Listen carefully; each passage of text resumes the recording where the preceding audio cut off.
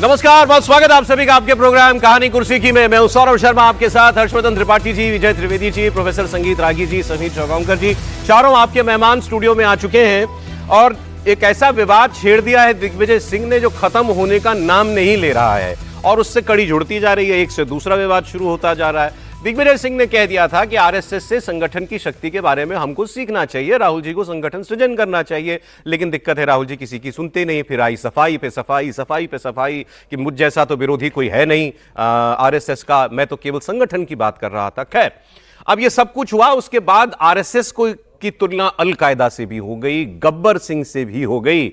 और कोई बोले तो बोले, उद्धव ठाकरे की पार्टी ने भी कह दिया ये तो नफरत बोने वाली संस्था है। उद्धव ठाकरे की पार्टी ने भी कह दिया, वो भी मैं आपको सारे बयान सुनाऊंगा। लेकिन पहले जो कुछ बात निकली मजेदार, वो जान लीजिए।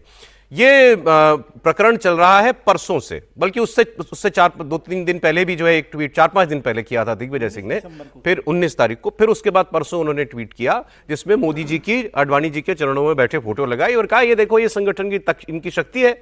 एक आम कार्यकर्ता नेता के चरणों में बैठता है, देश का प्रधानमंत्री एक दिन बन जाता है। हंगामा इतना बढ़ गया कि कल राहुल गांधी ने टोक दिया दिग्विजय सिंह को। कल कांग्रेस पार्टी का स्थापना दिवस था और उसी बैठक में जब जा रहे थे सभी लोग, तो वहीं पर दिग्विजय सिंह टकरा गए राहुल गांधी को सामने। तो दिग्विजय सिंह से हाथ मिलाते हुए राहुल गांधी ने कहा कि आप बदमाशी कर गए, ऐसा उन्होंने मजाक में कहा या तंज में कहा, जैसे भी, लेकिन उन्होंने अपनी बात मन की कह दी दिग्विजय सिंह को। दिल्ली में कांग्रेस मुख्यालय में पार्टी के स्थापना दिवस कार्यक्रम के दौरान दोनों का आमना सामना हुआ था। राहुल गांधी इस दौरान दिग्विजय से मजाकिया लहजे में बोले कि कल आपने बदमाशी कर दी। और ये सुनकर आसपास सोनिया गांधी भी थी, वो भी हंस पड़ी, दिग्विजय सिंह भी हंस पड़े, बताते हैं खुद राहुल गांधी भी हंसने लगे। तो ये थोड़ी देर की उनकी वहां पर ये बातचीत हुई। जो दूसरी तस्वीर आप चला रहे थे वो चलाइएगा, जिसमें सब बैठे हुए हैं, वो है उस वक्त की तस्वीर, कल की ये वाली तस्वीर जो है, इस प्रोग्राम की वो बात मैं कर रहा हूं। कल यहां पर हुआ आमना सामना।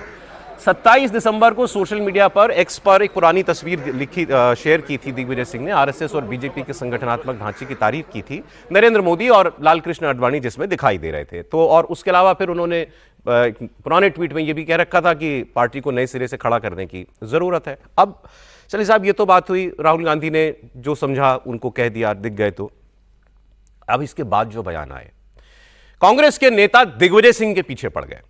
पवन खेड़ा ने पहले कहा था कि हमें आरएसएस से सीखने की कोई जरूरत नहीं है, गोडसे वाली विचारधारा की पार्टी के लोगों से हमें कुछ सीखने की जरूरत नहीं है।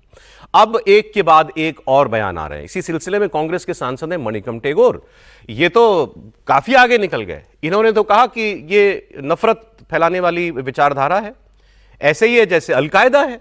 अलकायदा, अब उसामा बिन लादेन का अलकायदा, कि जैसे वो नफरत बोते हैं ऐसे ये नफरत बोते हैं। तो इससे क्या सीखा जाए, अलकायदा से कोई क्या सीख सकता है? तो ये पहले आप एक स्टेटमेंट सुनिए। नफरत का संगठन है आरएसएस। आरएसएस नफरत से बड़ा बना हुआ संगठन है। वो नफरत फैलाती है, ऑर्गेनाइज तरीके से फैलाती है नफरत। उससे सीखने के लिए कुछ नहीं है। ये आप अलकायदा के साथ कोई सीख सकते हैं क्या? वो संगठन, अलकायदा एक नफरत का संगठन है, लोग दूसरों को ऊपर नफरत करती है। उस संगठन से क्या सीखने के लिए? सीखना है ना, अच्छे लोगों से सीखो। इतना बड़ा 140 ईयर्स का कांग्रेस है। इस कांग्रेस ने सिर्फ 4-5 लोगों ने स्टार्ट किया था। कांग्रेस सिर्फ कमरे में चल रही थी। कांग्रेस लोगों का साथ लेके आ गया था महात्मा गांधी, लोगों का आंदोलन बन गई थी कांग्रेस पार्टी। अब अलकायदा से तुलना इन्होंने कर दी। अभी बात करते हैं इनकी 1 मिनट में, लेकिन मुझे सलमान खुर्शीद से पूछा गया तो उन्होंने कहा कि ये तो गब्बर सिंह वाली बात है कि गब्बर के डर से बच्चे को रोने भी ना दे, मतलब मारते भी हैं और रोने भी नहीं देते। उन्होंने ऐसी तुलना डाकू से कर दी। अब लेकिन मुझे सबसे ज्यादा हैरानी संजय राउत के बयान से हुई। बाला साहब ठाकरे की पार्टी, उनके नेता, और वो कह रहे हैं कि आरएसएस का क्या योगदान है देश की आजादी में। 50 साल तक तो उन्होंने अपने दफ्तर में कभी झंडा नहीं, तिरंगा नहीं लहराया। देश में केवल धार्मिक तनाव पैदा करती है आरएसएस। और दिग्विजय सिंह ने जो कहा, मैंने उनको देखा है कि वो आरएसएस पर बहुत जोरदार प्रहार करते थे। सुनिए आप संजय राउत को। इस आरएसएस ने कभी देश के स्वतंत्रता संग्राम में सहभाग नहीं लिया। जिस आरएसएस ने कभी देश का तिरंगा झंडा अपने कार्यालय पर 50 साल तक नहीं लहराया फहराया, जो आरएसएस देश में धार्मिक तनाव निर्माण करने में सबसे आगे है, ऐसे आरएसएस पर मैंने देखा है संसद में दिग्विजय सिंह जी ने बहुत कड़ा प्रहार भी किया है। तो अचानक ये क्या हो गया? ये मुझे, हमारे मित्र है दिग्विजय सिंह जी, उनसे मैं समझ लूंगा ये उनका मत परिवर्तन कैसा हुआ। अब मतलब पाप हो गया दिग्विजय सिंह से ये बात करके कि अपनी पार्टी को कैसे मजबूत किया जाए, इसका एक सुझाव देने के बाद आप देख रहे हैं कैसे लोग उनके पीछे पड़े। पहले अलकायदा वाली बात कर लेंगे। अलकायदा, आरएसएस अलकायदा जैसा है। त्रिपाठी जी, लोकतंत्र है और अभिव्यक्ति की स्वतंत्रता पर नेहरू जी ने पहले संविधान संशोधन से लेकर इंदिरा गांधी के आपातकाल तक कोशिश बहुत हुई, लेकिन देखिए आज भी लोकतंत्र में अभिव्यक्ति की स्वतंत्रता बनी बची हुई है। कांग्रेस ने प्रयास बहुत किया और यही है कि एक समय में सलमान खुर्शीद, मेरे ख्याल से उनकी पुस्तक में था हिंदुत्व, आईएसआईएस और बोको हरम की तुलना, राहुल गांधी ने उसको एक तरह से कहें कि वेरीफाई किया था, बड़ा अधिकारी है ठप्पा मारेगा। अब नए सिरे से ये किया जा रहा है। भारत में जिस संगठन पर गांधी जी के हत्यारों के साथ खड़े होने रहने का आरोप लगाकर 3-3 बार प्रतिबंधित किया गया हो अलग अलग वजहों से कह के, उसके बावजूद जो संगठन बढ़ रहा है, जो संगठन खुलेआम शाखा कहां लगाता है, मोहल्ले के, गांव के, शहर के पार्क में, जो संगठन ये कहता है कि विवेकानंद जी, जो संगठन कहता है रामकृष्ण सिंह, जो संगठन कहता है कि इस देश के जो भी नायक हैं उनके साथ हम लेके चलें, जिस संगठन ने तय किया कि राजनीति में नहीं जाएंगे तो आज नहीं जाते हैं। कोई सरसंघचालक न प्रधानमंत्री बना, न राष्ट्रपति बना, न कोई सरकार्यवाह प्रधानमंत्री राष्ट्रपति बना। उस संगठन के लिए अगर आप ये तुलना कर रहे हैं, और जो सबसे बड़ी बात है, आप लाख कहें, इतना गंदा बोलने के बावजूद आपको नहीं समझ में आ रहा है, कहीं भी संघ के लोगों ने कोई भी हिंसा, हत्या का काम नहीं किया है। सांगठनिक तौर पर, संस्थागत तौर पर ऐसा कोई भी काम नहीं किया है जिसके आधार पर उनको ऐसे कहा जा सके। आज तक कोई भी ऐसा प्रमाण भी नहीं मिला। अब आप वो छोड़ दीजिए कि केरल में कम्युनिस्टों ने संघियों को मार दिया, संघियों ने कम्युनिस्टों को मार दिया, वो उसमें ये हुआ है, इसको मैं इनकार नहीं कर रहा हूं। लेकिन क्या सचमुच अभिव्यक्ति की स्वतंत्रता इतनी होनी चाहिए कि अलकायदा, आईएसआईएस, बोको हरम, उससे राष्ट्रीय स्वयंसेवक संघ की तुलना हो सके? बोको हरम से भी हुई थी एक बार। दोनों सलमान खुर्शीद ने लिखा। तो आप सोचिए जरा कि ये कहां जाना चाह रहे हैं, और क्या ये उन सारे लोगों को जो लोकतांत्रिक प्रक्रिया में आज खड़े हैं, वो सारे लोग जो सामाजिक तौर पर संघ के किसी न किसी काम से, किसी न किसी वजह से जुड़े हुए हैं। जैसे मैं तो मतलब मैं कह सकता हूं, जैसे मैं तो मान लीजिए शिशु मंदिर का पढ़ा हुआ हूं, तो मुझे तो बहुत बुरा लगा, और कई कांग्रेस के नेता, इस लिहाज से तो उन्होंने टेरर ट्रेनिंग ली है। नहीं, सही बात है, फिर तो वही सब सीखेंगे। वहां क्या सिखाते हैं? वहां कहते हैं हाथ जोड़ो, ऐसे कहो, कराग्रे वस्ते लक्ष्मी, कर मध्य सरस्वती, कर मूले तु गोविंदा, प्रभाते कर दर्शनम, समुद्र वसने देवी, पर्वत स्तन मंडले, विष्णु पत्नी नमस्तु, उठो तो पहले धरती माता को प्रणाम करो, फिर कहते हैं माँ बाप का सम्मान करो, फिर कहते हैं भारत माता समझो, यही सब सिखाते हैं। ठीक है।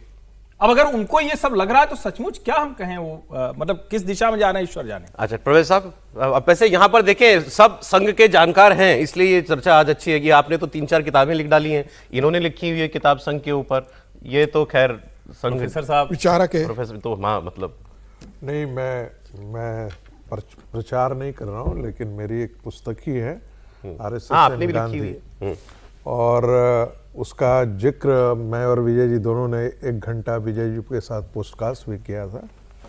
और गांधी के विचार को यदि भारत में यदि कोई जी रहा है तो राष्ट्रीय स्वयंसेवक संघ के प्रचारक जी रहे हैं, और राष्ट्रीय स्वयंसेवक उनके विचारों को जी रहा है। स्वदेशी का मामला हो, जो है वो संस्कृत को लेकर के हो, हिंदी को लेकर के हो। आप मन में क्यों मुस्कुरा रहे हैं? खुल के मुस्कुरा। नहीं, सही, हमारी तो चर्चा इस पर नहीं, इस पर हम लोगों ने काफी लंबी चर्चा की है। पकड़ लिया नहीं, इसको गंभीरता से लीजिए। कन्वर्जन के मुद्दे को लेकर के हो, गांधी जी जो सोचते थे, आज हम कहते हैं कि क्रिश्चियन मिशनरीज बहुत गंदे हैं, बहुत घटिया काम कर रहे हैं, तो एकाएक हमको कहा जाएगा कि देखिए ये कॉम्युनल भाषा बोल रहे हैं। गांधी जी को एक व्यक्ति ने कहा कि आप अपना फोटोग्राफ दे दीजिए। उन्होंने पूछा क्या करोगे इसका? बोला इसकी बहुत सारी प्रतियां बनाऊंगा और क्रिश्चियन स्कूल है, मिशनरी स्कूल है, उसके चलाने में काम लाऊंगा। गांधी जी ने, महादेव देसाई लिखते हैं कि गांधी जी ने तुरंत वो तस्वीर खींच ली, कहा नहीं नहीं मैं अपने को क्रिश्चियन मिशनरी के लिए यूज नहीं होने दूंगा।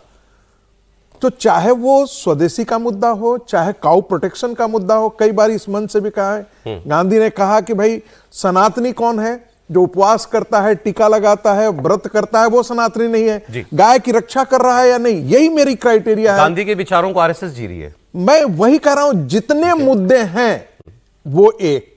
दूसरी बात, राष्ट्रीय स्वयंसेवक संघ की तुलना आप ऐसे हत्यारे संगठनों से करते हैं। हम तो कहते हैं पूरी सनातन की संस्कृति, आज जो राष्ट्रीय स्वयंसेवक संघ यदि नहीं होता तब भारत की एक कल्पना की जाती। ठीक है सर। अब आंशिक इस्लामीकरण हो चुका है इस भारत का, मैं फिर बार बार कह रहा हूं, आंशिक इस्लामीकरण हो। भारत के अंदर यदि कल्चरल नेशनलिज्म यदि बचा है तो राष्ट्रीय स्वयंसेवक संघ के कारण बचा है। एक अच्छा, मैं जानता हूं विजय जी ने संघ पे बहुत काम किया है, बल्कि सारी जिंदगी आपने राइट ही को ज्यादा कवर किया है प्रोफेशनली, लेकिन बहुत सारे विषयों पर ये असहमत रहते हैं, ये भी मैं जानता हूं। लेकिन अलकायदा से तुलना करना आरएसएस की, नहीं, इसका तो कोई मायने ही नहीं है, बेमायने है। बल्कि ऐसा करके मुझे लगता है जो लोग कर रहे हैं, जैसे मनिक्कम साहब ने किया, कांग्रेस के नेताओं ने किया, उन्होंने मौका दिया कि संघ की प्रतिष्ठा को और प्रतिष्ठित किया जा सके। अच्छा, हो सकता है ये बात नहीं होती तो कौन रोज संघ पर चर्चा कर रहा है। बिल्कुल। लेकिन जब आप अलकायदा से, मतलब ये तो बेमायने है, इस पर बहस करना भी मैं नहीं समझता कि या तो आप अलकायदा को नहीं जानते या आरएसएस को नहीं जानते। संजय राउत तो जानते हैं। संजय राउत को महीने 2 महीने बाद देखा करिए, कब क्या बोलना, उनको रेफरेंस में है, वो सामयिक प्रवक्ता है, समझे, उनको छोड़िए। लेकिन सामयिक प्रवक्ता, हाँ, मतलब समय के हिसाब से। लेकिन संघ की अलकायदा से या बोको हरम से, जब बोको हरम पर भी बात हुई तब भी मैंने कांग्रेस के बड़े नेताओं से इस पर चर्चा की थी कि या तो आप उनको नहीं जानते संगठनों को, या आरएसएस को नहीं जानते, दो में से किसी एक को तो नहीं जानते। और जब आप उसको चर्चा कर रहे हैं कि अलकायदा से, तो हो सकता है अलकायदा को जानते हो, क्योंकि मनिक्कम साहब संघ की शाखा में तो नहीं गए होंगे, तो संघ को नहीं जानते होंगे, इसलिए ये चर्चा करना बेमायने है। ठीक है। प्रोफेसर साहब ने किताब लिखी आरएसएस और गांधी, हम लोगों ने बहुत चर्चा की विस्तार से, बहुत अच्छी किताब लिखी है। और मैंने पहला सवाल ही प्रोफेसर साहब से कहा था कि ये कंट्राडिक्शन नहीं है क्या, कंट्राडिक्शन है गांधी और आरएसएस। लेकिन जिस तरह से किताब में उन्होंने गांधी के और आरएसएस के विचारों पर बहुत सारी बातों पर समानता दिखाई, जो आप गाय को लेकर करते हैं, धर्म को लेकर करते हैं, स्वदेशी है, खादी है, ये सब बातें। केवल मैं एक बात मानता हूं कि गांधी का धर्म और संघ के धर्म के सोच में फर्क है। गांधी सबको साथ लेकर चलते हैं, संघ हिंदुओं के साथ चलता है, और वो उनका मकसद ही है कि संघ बनाई हिंदुओं के लिए है संगठन। ठीक है, तो इसमें भी कोई आपत्ति नहीं है, जैसे बहुत सारे लोग कहते हैं कि लगता है इस पर एतराज होगा, लेकिन मैं कमेंट ले लेता हूं की बात पे। नहीं, मैं उसमें कोई बात नहीं, ठीक है, वो आपका अपना ऐसा मैं समझता हूं। और जितना मैंने स्टडी किया उसमें जब संघ में मुसलमानों को लाने की बात हुई तब विरोध हुआ। बाला साहब देवरस से लेकर से लेकर मोहन जी तक। आज मोहन जी जब थोड़ी ऐसी भाषा बोलने लगते हैं जो मतलब सो कॉल्ड सेक्युलर खांचे में आती है, तो मैं देखता हूँ राइट की तरफ से भी एक वो आता है, शिकार आता है कि भाई आप सबको बराबर मत तोलो। अब मेरे हाथ में आप ये किताब देख रहे होंगे, ये जो है ये राष्ट्रीय स्वयंसेवक संघ, संघ यात्रा, संगठन व सेवा के 100 वर्ष। ये जो दिग्विजय सिंह ने बात कही ना, ये अच्छा हुआ कि मुझे कल ही ये किताब मिली। कहाँ मिली? मेरे घर पे देने आए। मेरे ही घर पे नहीं देने आया कि मैं मुझे सुन के कोई देने आया। मैं जहां जिस सोसाइटी में रहता हूं वहां हर घर में जाके नॉक करके घंटी बजा के संघ के स्वयंसेवकों ने 20 रुपए में, फ्री में नहीं, 20 रुपए में ये किताब वितरित की है। ठीक, मेरे घर में मेरे पेरेंट्स थे, उन्होंने ले लिया इसको। अब मेरे ही बता रहा हूं आपको, क्योंकि ऐसा नहीं है कि जानने की चाह जिसमें है, जरूरी नहीं है कि वो विचारधारा से सहमत हो तो ही जानना चाहेगा। मेरे एक मित्र हैं, वो कांग्रेसी हैं, उन्होंने भी खरीदी 20 रुपए देकर के कि देखें तो क्या है इसमें। तो ये संगठन की जो बात कर रहे थे आरएसएस से सीखने की दिग्विजय सिंह, ये उसका सबसे उत्तम उदाहरण है। ये घर घर जाकर अपनी विचारधारा की बुकलेट आप जो है दे रहे हैं लोगों को, और उसमें जो खर्चा है वो भी निकाल रहे हैं उसमें से। तो ये प्रयास किया जा रहा है। तो और क्या कह दिया था दिग्विजय सिंह ने? यही तो कहा था, आपको सहभागी बनाया जा रहा है। और एक और बात जोड़ दूं, ये अभी नहीं, जब परम पूजनीय सुदर्शन जी जब थे संघ चालक, उस समय भी बुकलेट, जब शायद 75 वर्ष हुए थे संघ के, तब भी घर घर पर्यावरण, तो हमारा परिवार। ऑर्गेनाइजेशन का काम क्या है? संगठन का काम यही तो है, लोगों को जोड़ना। अब आज जिसने जो संघ को नहीं जानता होगा उसके मन में हो सकता है थोड़ी सी इच्छा जगे जानने की किसी भी वजह से, तो हो सकता है किताब को उस पढ़ ले। समय भी आप बुकलेट थे जो संघ सब पर लेकर के ये गए जो थे। पुस्तिका बांटी है, ये अभी समीर जी की नई पुस्तक आई है संघ पर 100 समझ साल रहा हूं, पर, हाँ, तो हाँ। उसको भी बांट मैं आ देते रहा तो हूं वो ज्यादा समीर जी, मैं आ रहा हूं, समीर जी के पास भी आता हूं। अब मैं आपको एक बयान सुनाता हूं। ये क्योंकि संगठन की बात हो रही तो बीजेपी के राष्ट्रीय संगठन महामंत्री सबसे इंपॉर्टेंट आदमी होता है, ये प्रेसिडेंट के बाद। कुछ लोग तो प्रेसिडेंट से भी इंपॉर्टेंट मानते हैं संगठन महामंत्री। ये दोनों ही पार्टियों में पद है, कांग्रेस में भी यही पद है, बीजेपी में भी यही पद है। फर्क सिर्फ इतना है कि बीजेपी में जो संगठन महामंत्री होता है वो आरएसएस से आया हुआ होता है, मतलब अनिवार्य है कि वो अनिवार्य है ना, वो संघ से ही आएगा। लेकिन फिर वो संघ का नहीं रह जाता, फिर वो स्वयंसेवक नहीं रह जाता, फिर वो बीजेपी का हो जाता है। नहीं, स्वयंसेवक रहता है, संघ का वो नहीं रहता है। अब बीएल संतोष जी की बात आप सुनिए, बीएल संतोष ने क्या कहा। बीएल संतोष की बातें सुनते हुए मुझे लगा कि ये संघ का ही आदमी बोल रहा है, क्योंकि वो तब भी थोड़ा मतलब बचकर बोलना चाह रहे थे, लेकिन उन्होंने एक चीज बड़ी क्लियर कही, सत्ता पाना हमारा लक्ष्य है, नहीं तो हम सारी जिंदगी विरोधी करते रहेंगे, हम अपने एजेंडे को लागू कैसे करेंगे। तो सत्ता तो पाना ही है, ना पाते तो 370 नहीं हटता, 35 से नहीं हटता, कभी नहीं हट सकता था। लेकिन सत्ता भोगने के लिए सत्ता हमको नहीं पाना। सुनिए। सत्ता प्राप्त करना पॉलिटिकल पार्टी के लिए अनिवार्य है, नहीं तो मुझे केवल भाषण करते रहना पड़ता है। जिंदगी में मैं कहीं आर्टिकल 370 को छू नहीं सकता हूं और आर्टिकल 35 को छू ही नहीं सकता हूं, because I am in government, our people, sorry, I will never be in government, because our people are in government, our leadership is in government, and our leadership is in government with full strength. We could touch Article 370 and we could touch Article 35. Otherwise, I should keep on doing agitation. तो सत्ता प्राप्त करना हमारा लक्ष्य है, मैं इसको underline करके बताता हूँ। देन स्टार्ट बटन, तो किसके लिए है, यानी सत्ता भोगने के लिए नहीं है। तो पिछले 12 साल में माननीय प्रधानमंत्री जी मोदी जी ने जिस तरीके से सत्ता में उसका उपयोग उन्होंने करके डीकोलोनाइजेशन से लेकर के बहुत सारे विषयों को उन्होंने आगे बढ़ाया है। चुनाव में जीतने के लिए सब विषयों की जरूरत ही नहीं है। वैसे देखें तो चुनाव में दिखने के लिए कुछ लोगों का जो लिबरल कहते हैं उनका सपोर्ट हम खोना भी पड़ता है ऐसे विषय में, लेकिन in spite of doing it why do we touch, यानी बिकॉज वी आर कमिटेड। एक बहुत बड़ा मार्ग है हमारे विचार को आगे बढ़ाने के लिए, और इसका अलग अलग पहलुओं को ओपन अप करने के लिए हमारे पास सत्ता मार्ग है। हम इसको तीनों जगह में जहां जहां हम सत्ता में आए हैं वी हैव एग्जिबिटेड इट। अब मुझे इनका बयान और जो दिग्विजय सिंह ने कहा, मुझे कोई अंतर नहीं दिखाई दिया। दिग्विजय सिंह ने यही कहा था, आप मूवमेंट बनाते हो, आप मुद्दा बनाते हो, इशू अच्छा लेते हो कांग्रेस पार्टी, लेकिन उससे वोट नहीं दिला पाते आप। और इन्होंने क्या कहा कि हमें कभी कभी कुछ लिबरल, सो कॉल्ड लिबरल लोगों की सपोर्ट को खोना भी पड़ता है, क्योंकि हमको ऐसी बातें बोलनी पड़ती हैं या ऐसे इश्यूज उठाने पड़ते हैं जिनसे हम चुनाव जीते। क्योंकि अगर हम चुनाव नहीं जीतेंगे तो फायदा ही कुछ नहीं, सारी जिंदगी भाषण देते रहो। यही अंतर है बीजेपी में और कांग्रेस के अंदर आज के दिन में। ये जो कमिटमेंट है, जो भूख है सत्ता की, और पॉलिटिकल पार्टी को सत्ता की भूख नहीं होगी तो वो काम क्या कर रही है। समीर जी। निश्चित रूप से देखिए, जो बीएल संतोष ने कहा, वो जो उन्होंने जो बयान दिया कि भाई सत्ता प्राप्त करना हमारा लक्ष्य ध्येय, तो भारतीय जनता पार्टी के राष्ट्रीय संगठन महामंत्री का बयान था, वो संघ का बयान नहीं है। संघ के स्वयंसेवक जरूर है, लेकिन जो बयान दिया उन्होंने भारतीय जनता पार्टी के राष्ट्रीय संगठन, क्योंकि संघ के मोहन भागवत जी तो बहुत स्पष्ट कह चुके कि संघ का सत्ता से कोई देना देनी, और संघ ये बात को मानता है कि सत्ता में आने से समाज परिवर्तन नहीं होता, समाज को परिवर्तन होगा तभी सत्ता में परिवर्तन होगा। समाज जैसा चाहता है वैसी सत्ता आती है। समाज को संगठित करने का काम ध्येय समाज का है। अगर संघ को राजनीति करनी होती तो संघ खुद एक राजनीति करता। संघ राजनीति से दूर इसलिए रहा कि समाज को संगठित करना है। लाइन है ना, वो जो लक्ष्मण रेखा संघ ने वो लक्ष्मण रेखा नहीं लांगी है, और यही कारण रहा कि जब किसी प्रचारक को भारतीय जनता पार्टी में भेजता है तो उसके पास संघ का कोई दायित्व नहीं रहता। जब वो लौट कर संघ में आता है तो उसको दायित्व मिलता है। और इसके अलावा मैं दूसरी बात एक और संजय के बारे में बोल रहा हूं, संजय राउत के बारे में, कि संजय राउत ने जिस तरीके से कहा है संघ को लेके, शायद बाला साहब ठाकरे सबसे ज्यादा दुखी होंगे जिस तरीके से संजय राउत ने कहा। क्योंकि जब बाला साहब ठाकरे का एक मैं इंटरव्यू देख रहा था, उन्होंने कहा था कि जब हेगड़ेवार जी का निधन हुआ था तब मैं 14 साल का था, 14-15 साल का था, और बोले मैं संघ को बहुत ज्यादा समझता नहीं था, लेकिन मुझे यह अनुभूति जरूर हुई थी उस समय कि कोई एक ऐसा व्यक्ति गया जिसने हिंदू समाज के लिए जागरूक करने की एक बीड़ा उठाया था, और मुझे उनके दुख से दुख हुआ था जबकि मैं सिर्फ 14-15 साल का था।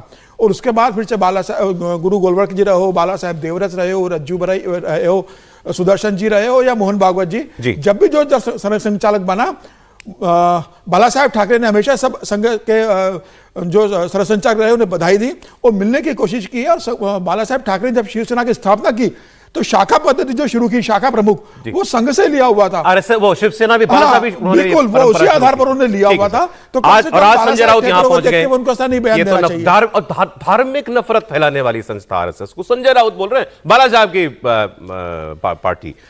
याद दिला देता हूं, हालांकि कई बार बता चुके हैं आपको। वो बाला साहब ने तो एक वक्त ये कहा था कि देश में मुसलमानों का वोटिंग राइट ले लेना चाहिए। वही कह रहा हूं, शिवसेना का क्या मकसद रहा है धर्म के मसले पर? तो वो बोले थे जी, बात है। अच्छा, अमित शाह जी का एक स्टेटमेंट आपको मैं सुनाता हूं। राहुल गांधी पर वो बोले हैं, क्योंकि अब हम बात कर रहे हैं कि किस पॉलिटिकल पार्टी की जीत की क्या मंत्र हैं।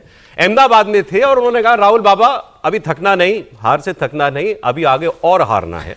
फिर उन्होंने कहा कि आगे जो चुनाव होंगे, अभी पश्चिम बंगाल का चुनाव होगा, तमिलनाडु का चुनाव होगा, वो भी आप हारोगे और 2029 में नरेंद्र मोदी एक बार फिर देश के प्रधानमंत्री बनेंगे।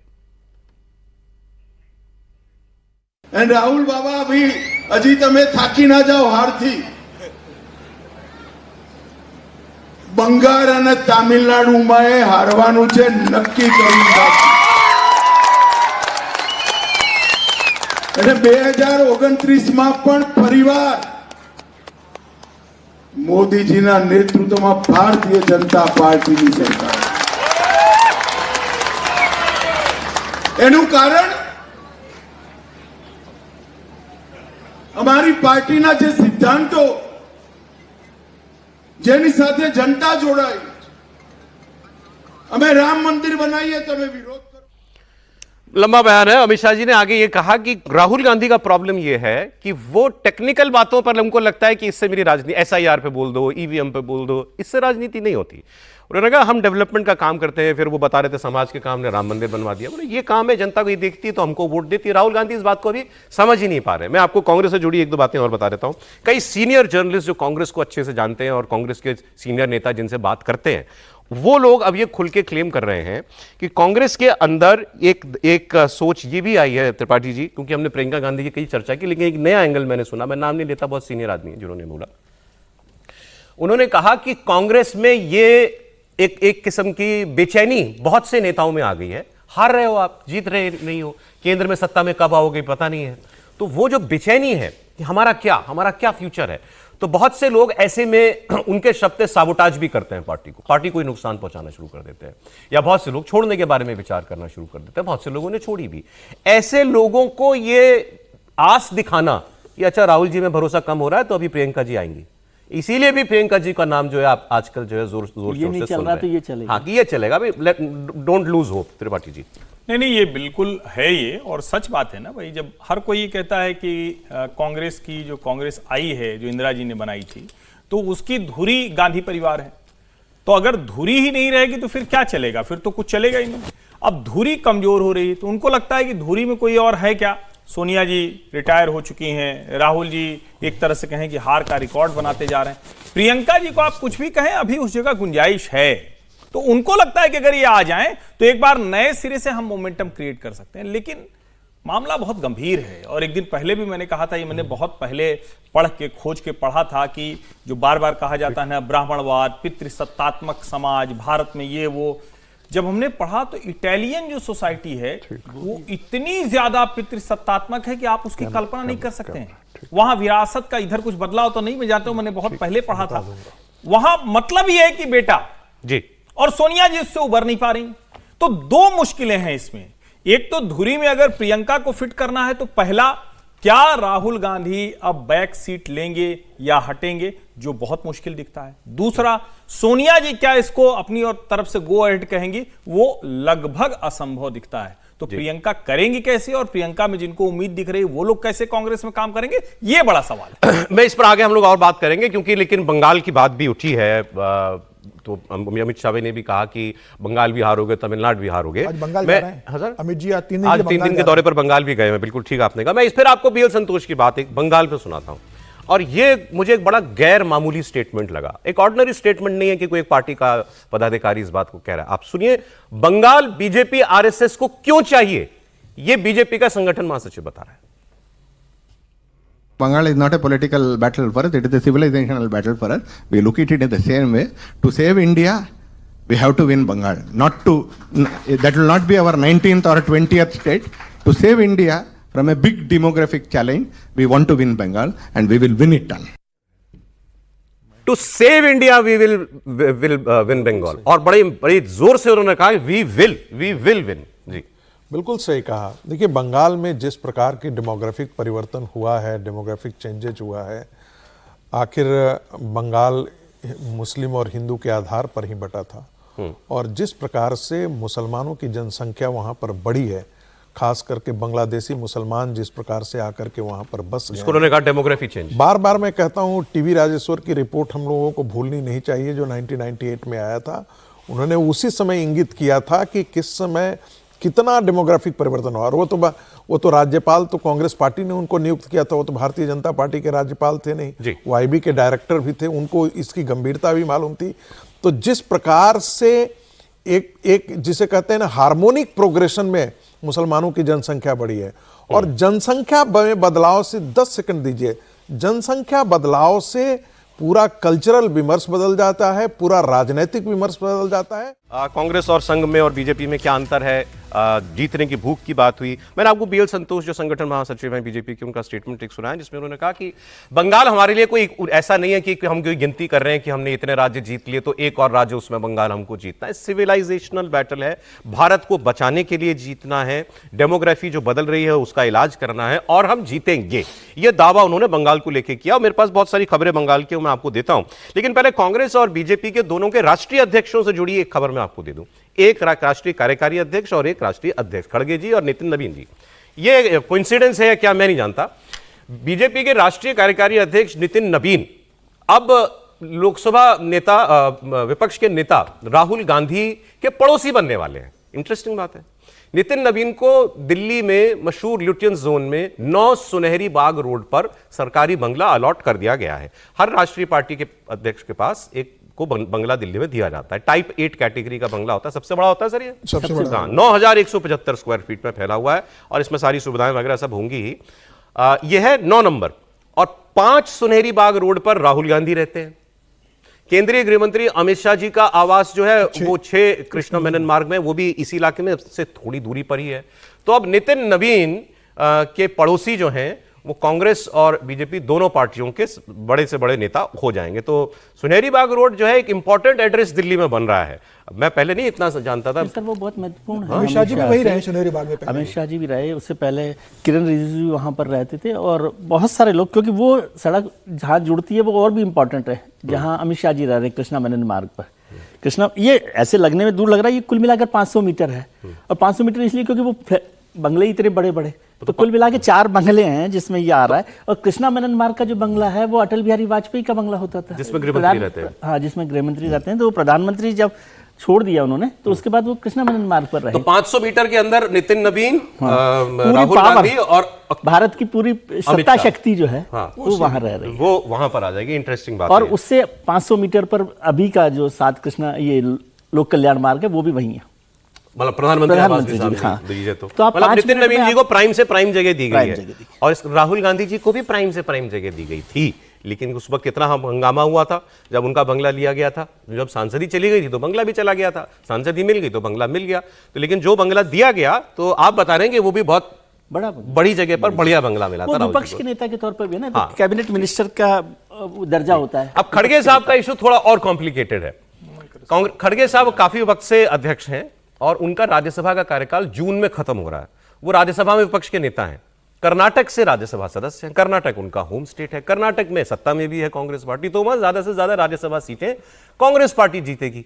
तो 4 राज्यसभा सीटों का चुनाव होना है अगले साल, 3 पर कांग्रेस जीत सकती है। लेकिन ये मैंने जब खबर देखी तो मुझे खबर में ही खबर मिली। खबर तो ये थी कि क्या खड़गे साहब को कर्नाटका से ही दोबारा एक बार फिर राज्यसभा मिलेगी। तो ये खबर नहीं है, खबर यह है कि ये बात होने लगी कि खड़गे साहब को राज्यसभा दोबारा भेजना है कि नहीं भेजना। ये सोचिए आप, ये पार्टी के राष्ट्रीय अध्यक्ष है भाई।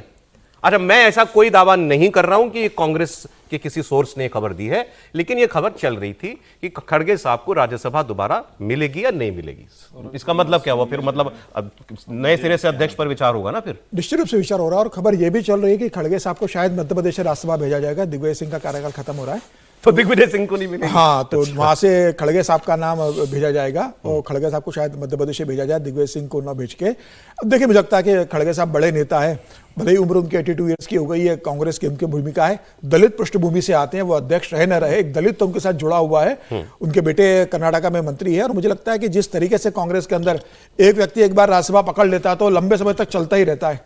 अब आप देखिए ना, दिग्विजय सिंह राज्यसभा में लगातार बने हुए, पहले कमलनाथ बने रहे थे, अभी अगर आप देखेंगे तो अभिषेक मनु सिंह भी फिर तेलंगाना से चले गए, हिमाचल से चुनाव हार गए लेकिन फिर वो तेलंगाना से उनको भेज दिया गया। तो रणदीप सुरजेवाला राजस्थान से गए, उनकी जो राष्ट्रीय अध्यक्ष रही है सोनिया गांधी, वो राजस्थान से राज्यसभा गई है। तो मुझे लग रहा है कि राज्यसभा जाएंगे खड़गे साहब जिस स्थिति में, और जो उनके साथ जो दलित जुड़ा हुआ है उसके कारण उनको भेजना मजबूरी है, और मुझे लग रहा है कि पार्टी उनको राज्यसभा भेजेगी। असहमति आई उधर से? जी बोलिए। नहीं, वैसे तो मतलब ये सर्वाधिकार सुरक्षित विजय जी का है, लेकिन फिर भी आज मैं कह रहा हूँ कि आप बहुत मासूम हैं। मैं यही है आपके लिए क्या? मैं आप ऐसे कहते हैं, मतलब कई बार लगता है ना, आप कह रहे हैं कि कोई सूत्र नहीं, कोई कुछ नहीं। अरे यहाँ ऐसे ऐसे लोग हैं जो दिन में 5 बार मोदी सरकार गिरा देते हैं, पानी तक नहीं पीते हैं। आप एक सामान्य जो खबर सब तरफ चल चुकी है उस पर भी आप इतना इकबट के साथ कर रहे हैं। वैसे ये करना चाहिए, जर्नलिज्म में ये ध्यान रखना चाहिए, लेकिन पार्टी राष्ट्रीय अध्यक्ष की बात है तो मैंने ऐसे लेकिन ये खबर बहुत चर्चा में है, और पार्टी के भीतर, कांग्रेस पार्टी के भीतर ये कहा जा रहा है कि क्या अब भी खड़गे जी कुर्सी नहीं छोड़ेंगे। अब दूसरा सवाल है, और राहुल गांधी के आसपास की मंडली जो लालायित है, उत्सुक है, वो इस बात के लिए दबाव बना रही है कि खड़गे जी का कार्यकाल भी और खड़गे जी की राज्यसभा वाले कार्यकाल भी दोनों समापन की ओर जाए। राहुल जी का गुट चाह रहा है, राहुल जी का गुट चाहता है। अच्छा। और इसमें प्रियंका के गुट के लोग भी सिल्वर लाइनिंग देख रहे हैं। वो ये देख रहे हैं कि अगर राज्यसभा का कार्यकाल खत्म होता है और अध्यक्षीय समापन की ओर जाएगा तो नए अध्यक्ष के तौर पर हमारी नेता आ जाएगी। तो ये एक नहीं चल रहा है, और ये कोई सूत्रों के हवालों से नहीं होता है। ये हम लोग राजनीति देख समझ रहे हैं, उसके आधार पर ये चर्चाएं चल रही हैं, उसका विश्लेषण कर रहे हैं। ये हम कोई ये तो कह नहीं रहे हैं कि एलओपी के पद छोड़ दें। एक चीज और जोड़ दूं फिर इसमें मैं, एक एंगल और। ये जो आपकी स्क्रीन पर अभी तस्वीर है, कल ही की तस्वीर है लेकिन ये तस्वीर मैंने सुना जो खड़गे साहब बोल रहे थे इसमें, मैंने बयान भी निकलवाया था, मैंने कहा चलो बहुत खबरें होती हैं तो इसको छोड़ दिया था। खड़गे साहब इसमें कहते हैं कि सोनिया जी के अध्यक्ष काल में कांग्रेस ने बड़े से बड़े कानून बनाए, राइट टू इंफॉर्मेशन बना था, और 3-4 कानून अच्छे कानून बने थे, मैं मानता हूं। बड़े ओपन, उन्होंने ओपन एक समाज बनाने की दिशा में कानून बनाए थे, वो अच्छी बात थी वो।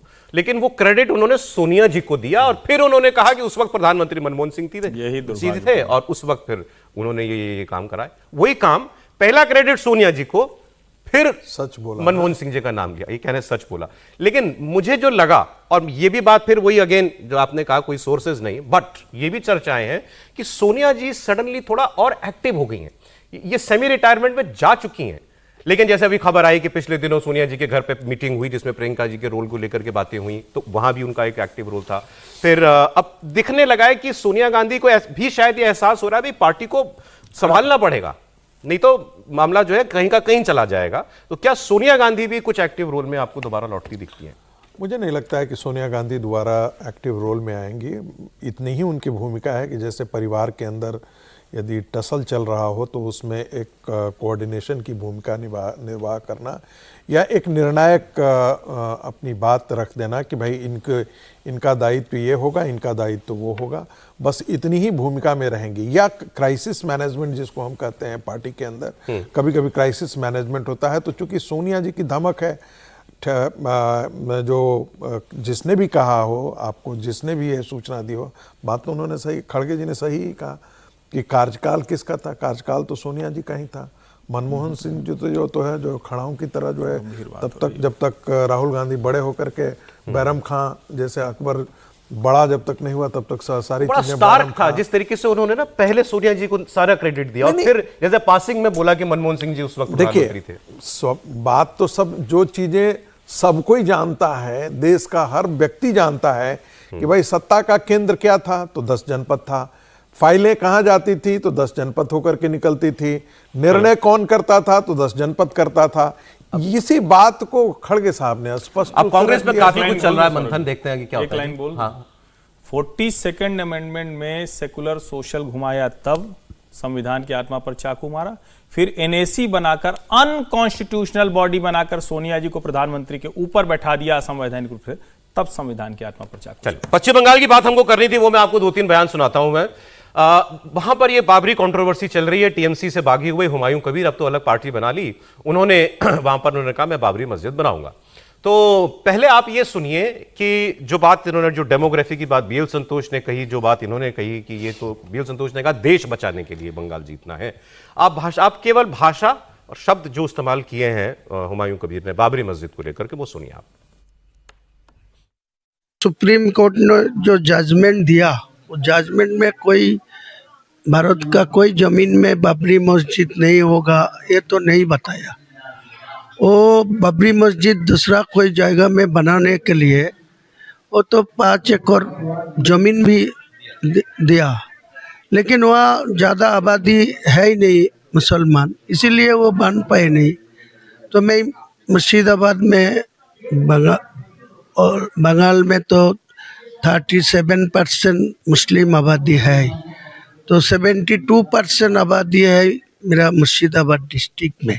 तो यहाँ बाबरी मस्जिद बने, यहाँ का क्या तकलीफ हो रहा है मैं मालूम नहीं है। मैं किसी को तकलीफ देना नहीं चाहते, किसी को तकलीफ लेना नहीं चाहते। अब जो ये कह रहे, क्या कहा उन्होंने, 72% मुसलमान है मुर्शिदाबाद में, क्या प्रॉब्लम है मैं मस्जिद बना रहा हूं? तो अब टेक्निकली कोई उंगली नहीं उठा सकता इनके ऊपर। अच्छा, ये सवाल जो है अभिषेक बनर्जी से पूछ लिया गया, फिर जो टीएमसी में अब सब कुछ होते जा रहे हैं, ममता जी तो है ही उनके, लेकिन he is also very powerful. Abhishek Banerjee ने कहा, अब वो भी बड़ा लोडेड बयान दिया उन्होंने, उनसे कहा कि बाबरी मस्जिद बन रही है, इस पर आपको क्या कहना है? तो उन्होंने कहा भाई तो ईंटें ही देख रहा हूं मैं, ईंटें ही तो रखी हैं, कहां बन गई?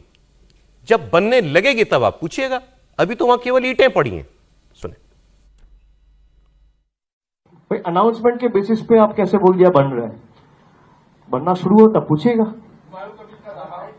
नहीं बनाए, लेकिन आपको अगर मंदिर मस्जिद का ही राजनीति करना है तो आप और बीजेपी में फर्क क्या है, ये आप उनसे पूछिए। भाई आपको अगर मंदिर मस्जिद का ही राजनीति करना है तो बीजेपी भी मंदिर बनाने का राजनीति किया। वैसे ये बात उन्होंने कह तो दी, लेकिन थोड़े शेकी ग्राउंड पर हैं वो खुद, क्योंकि ममता जी भी एक मंदिर बनवा रही हैं और हुमायूं कबीर ने उस पर भी रिएक्ट किया कि सरकारी पैसे से ममता बनर्जी जो है वो मंदिर कैसे बनवा सकती हैं। तो ये 2-3 विषय हो गए।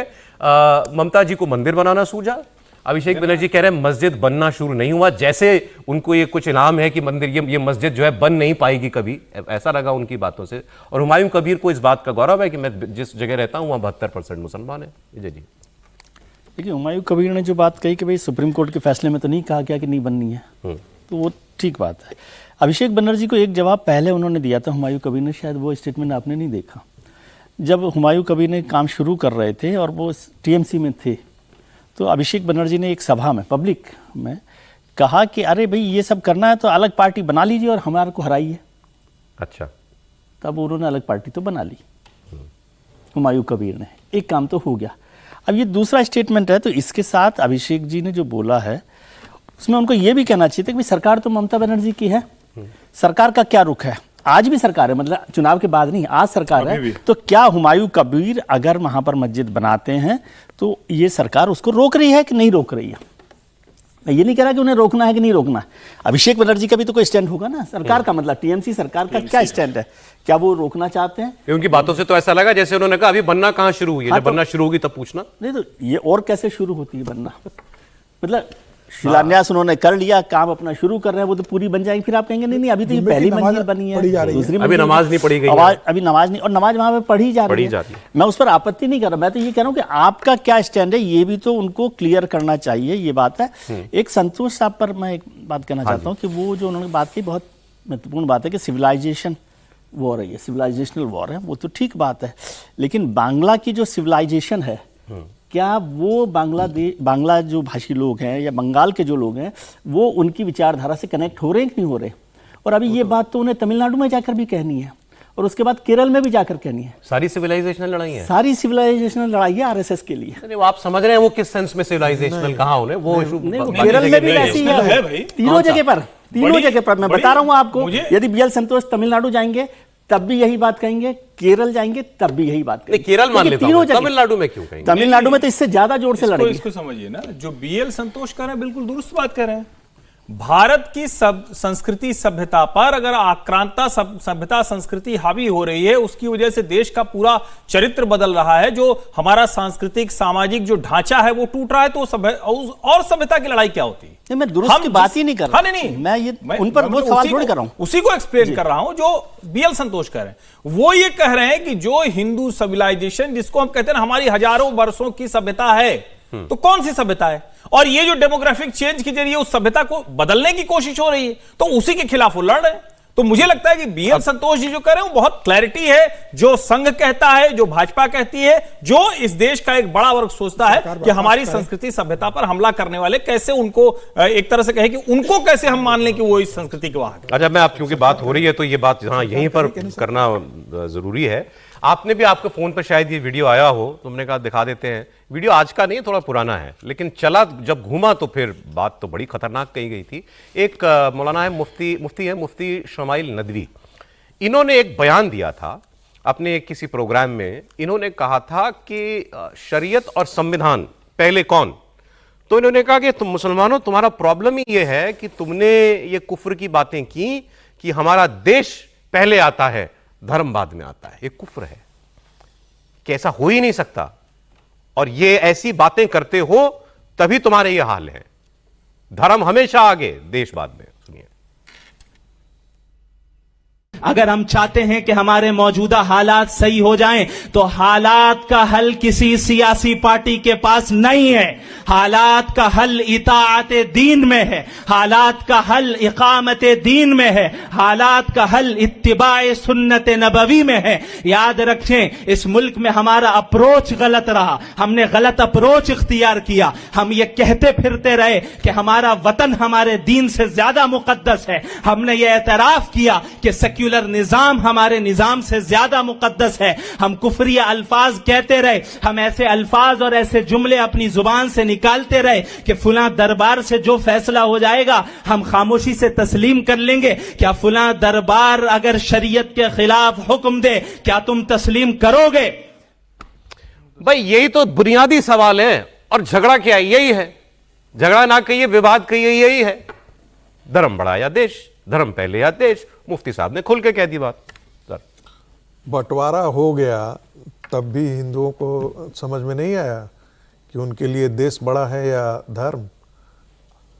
वो तो कहते रहे कि भाई हम नहीं रह सकते, वी कैन नॉट को एग्जिस्ट विथ यू, इस्लाम हमारी इजाजत नहीं दे सकता है। हमारे ही नेताओं ने कहा ना कि नहीं, हम तुमको तो रह करके साथ रह करके दिखाएं। तो धोखा भुगतो, फिर बंगाल भुगतो, फिर केरला भुगतो, फिर उत्तर प्रदेश भुगतो, फिर किशनगंज भुगतो, फिर बारापेटा भुगती है। उनका वो अपने आप में बहुत क्लियर है। वो जो कुछ कह रहा है वो बेचारा मौलाना, वो अपने दीन के अनुसार कह रहा है। जो कुछ भी कह रहा है वो अपनी इस्लाम की थियोलॉजी के अनुसार कह रहा है। इस्लाम पूरी सृष्टि को दारुल हरब और दारुल इस्लाम में कन्वर्ट करता है, बांटता है, और कहता है कि जहां दारुल इस्लाम नहीं है, जहां दारुल हरब है, जहां इस्लाम का शासन नहीं है, हमको किसी भी तरीके से छल से बल प्रयोग करके हमको उसको दारुल इस्लाम में कन्वर्ट करना है। हमें तो कई बार ऐसे लोग मिलते हैं जो मतलब इस्लामी जानकार, मैं तो फिर वो हमेशा नहीं, वो ये कहते हैं कि ये कहा गया है कि आप जिस देश में रहे उसको मान कीजिए ना। आपके टेलीविजन स्टूडियो में, हम रोज टेलीविजन स्टूडियो में सुनते हैं, वो कहते हैं कि हमारे लिए कहा गया है, आप जो परिभाषित करते हैं जिहाद की परिभाषा, वो परिभाषा नहीं है। जिहाद की परिभाषा वो समझाते हैं हमको कि जो बुराई है, जो गलत हो रहा है, उसके खिलाफ संघर्ष को हम जिहाद कहते हैं। ठीक है, ये वही है क्या? अरे भाई, लेकिन मैं एक चीज में साथ में कह देना चाहता हूं, क्योंकि देखिए, ये एक तो ये आदमी सारे मुसलमानों का रिप्रेजेंटेटिव नहीं है। ये बात सही है कि ये इसने कोई डिग्री ली होगी, इसने कहीं पढ़ाई की होगी, कानून, ये इस्लाम की जानकारी ली होगी, और अच्छी जगह से, शायद बड़ी प्रतिष्ठित जगह से पढ़े भी हैं। 1947 में जब भारत का विभाजन हुआ था तो सारे मुसलमान साथ थे क्या? सर पूरी तो कर दूं, जैसे त्रिपाठी जी कहते हैं, दूसरा हाथ तो लगा दूं। तो मतलब मैं जब ये भी कहता हूं कि ये हर मुसलमान के रिप्रेजेंटेटिव नहीं है, साथ में ये भी कहता हूं कि कितने मुसलमानों ने इनकी बात को कंडेम किया। वही मूल बात, कितने लोगों ने कहा आप गलत बोल रहे हैं बात। बिल्कुल ऐसा नहीं, हम ऐसा नहीं सोचते जैसा आप कह रहे हैं। सर निश्चित रूप से देखिए, जिनके लिए धर्म बड़ा था उन्होंने पाकिस्तान मांगा और वो पाकिस्तान में ले लिया, और जिनके लिए भारत से बड़ा धर्म था वो पाकिस्तान में चले गए। जो मुसलमान यहाँ रुके, तो उन्होंने इस धर्म से बड़ा अपने देश को माना कि भाई हम भारत में रहना चाहते हैं, वहीं रुके। तो इस तरीके से मौलाना अगर जो बयान दे रहे हैं तो उन मुसलमानों को जिन्होंने इस देश को अपना माना है, उनको ऐसे मौलानाओं के खिलाफ बयान देना चाहिए, सड़कों पर आना चाहिए और ये कहना चाहिए कि यह मौलाना जो है ये मुस्लिम समाज का, भारत के मुसलमानों का सबसे बड़ा विरोधी है और इसके खिलाफ एक निंदा प्रस्ताव मुझे लगता है सारे मुसलमानों को जो इस देश को अपना मानते हैं उनको लेकर आना चाहिए। कौन लाएगा? ऑल इंडिया मुस्लिम पर्सनल नहीं, कोड तो वही, अगर मुसलमान का कोई वर्ग साथ में नहीं आता है तो यह तय है कि वो भले ही देश में रह रहे हैं लेकिन उनका मन अभी भी पाकिस्तान से जुड़ा हुआ है। अच्छा याद आ गया, इस बात पर बोले अरशद मदनी, इस पर बोले महमूद मदनी, अरे वो इनसे सहमत है कि नहीं? ओवैसी बोले, ओवैसी जी बोले, इससे सहमत है कि नहीं है? भाई इंडियन मुस्लिम लीग के जो लोग संस्थापक थे वो कॉन्स्टिट्यूशन निर्माण में नहीं थे क्या सर? जो लोग उत्तर प्रदेश से, जो लोग केरला से, जो लोग मद्रास से, जो लोग बॉम्बे से, जो पाकिस्तान के पक्ष में समर्थन में, वो यही तो रह गए थे। सर जो बात बार बार हो रही है, मतलब इनके नदवी साहब जो भी बात कर रहे हैं, मेरी आदत है साहब बोलने की, बहुत सारे लोग इस पर भी नाराज होते हैं कि आप कैसे बात उनको करते हैं। नहीं, कई लोग इस पर भी कमेंट करते हैं, लेकिन तो वो जो बात कर रहे हैं वो उनका अपना सोच समझ होगा। हिंदुस्तान में जैसे अभी समीर साहब ने भी बहुत अच्छे से कहा कि भाई जो लोग धर्म को बड़ा समझते थे वो पाकिस्तान चले गए, जो देश को बड़ा समझते थे वो यहाँ रह लिए। अब आप हर दिन उनकी इंटीग्रिटी पर सवाल करते हैं या इम्तिहान देते हैं इन ऐसे लोगों की वजह से? नहीं, तो उनका लीजिए ना सारे। अब आपने एक और बात कही कि भाई कंडेम कितने लोगों ने किया। एक बड़े साधु बाबा हैं जिनको बहुत लोग मानते हैं, वो कह रहे हैं हिंदू राष्ट्र बनाइए। कितने लोगों ने उनकी निंदा कर दी? क्या निंदा नहीं की? क्योंकि ये काम नहीं है। यदि जो लोग उनको मान रहे होंगे वो उनके साथ खड़े होंगे, जो लोग नहीं मान रहे वो उनके साथ नहीं खड़े। तो ये सुन के नदवी के साथ जो लोग खड़े हैं, इसको सुन के, ये बात सुन के अब वी शुड इग्नोर? नहीं, इग्नोर नहीं, डिस्कस कर सकते हैं, लेकिन उसमें 30 करोड़ मुसलमानों को ये शामिल करना कि उन्होंने कंडेम नहीं किया, इसका मतलब वो नदवी के साथ। मैं कहां कह रहा हूं, मैंने तो 3 नाम लिए सर कि जो लोग अक्सर बयान देते हैं ऐसे मामलों में, वो आकर बोले इस पर उनकी क्या राय है। और मैंने तो खुद कहा कि he is not representative of the entire Muslim community. Bharat की संसद में वंदे मातरम होता है तो सब लोग खड़े होते हैं, जो रिप्रेजेंट कर रहे हैं कि नहीं कर रहे? सभी लोग नहीं खड़े होते। नहीं, थोड़ा सा ये मतलब विषयांतर सा हो गया। एक तो ये कि इसको लेकर बार बार ये ऐसे कहा जाता है कि जैसे हिंदू अपराध बोध में आ जाए मुसलमान के बराबर खड़े हो जाओ। नहीं खड़े होंगे भाई हम। देश मूल रूप से हिंदुओं का ही है, इसमें कोई भ्रम नहीं रहना चाहिए। ये भी ऑब्जेक्शनेबल चीज नहीं, मैं बता रहा हूं, तो मैं बता रहा हूं, संविधान नहीं मानते। मैं बता रहा हूं, अभी ऑब्जेक्शन, मैं आपके ऑब्जेक्शन के साथ उसी को आगे बढ़ा रहा हूं। आपने ऑब्जेक्शन पहले नहीं कही जा सकती कि हिंदुओं का देश है। मूल रूप से ये देश उसी संस्कृति, नहीं मैं कह रहा हूं ना, उसी संस्कृति सभ्यता का है। जब 1947 में हम अंग्रेजों की गुलामी से आजाद हुए, संविधान बना, तो क्या हिंदुओं ने संविधान को नहीं माना?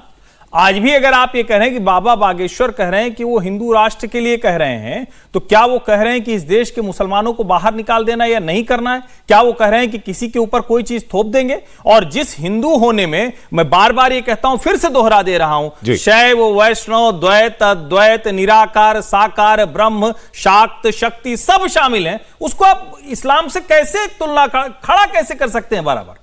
ये थोड़ा सोचिए ना।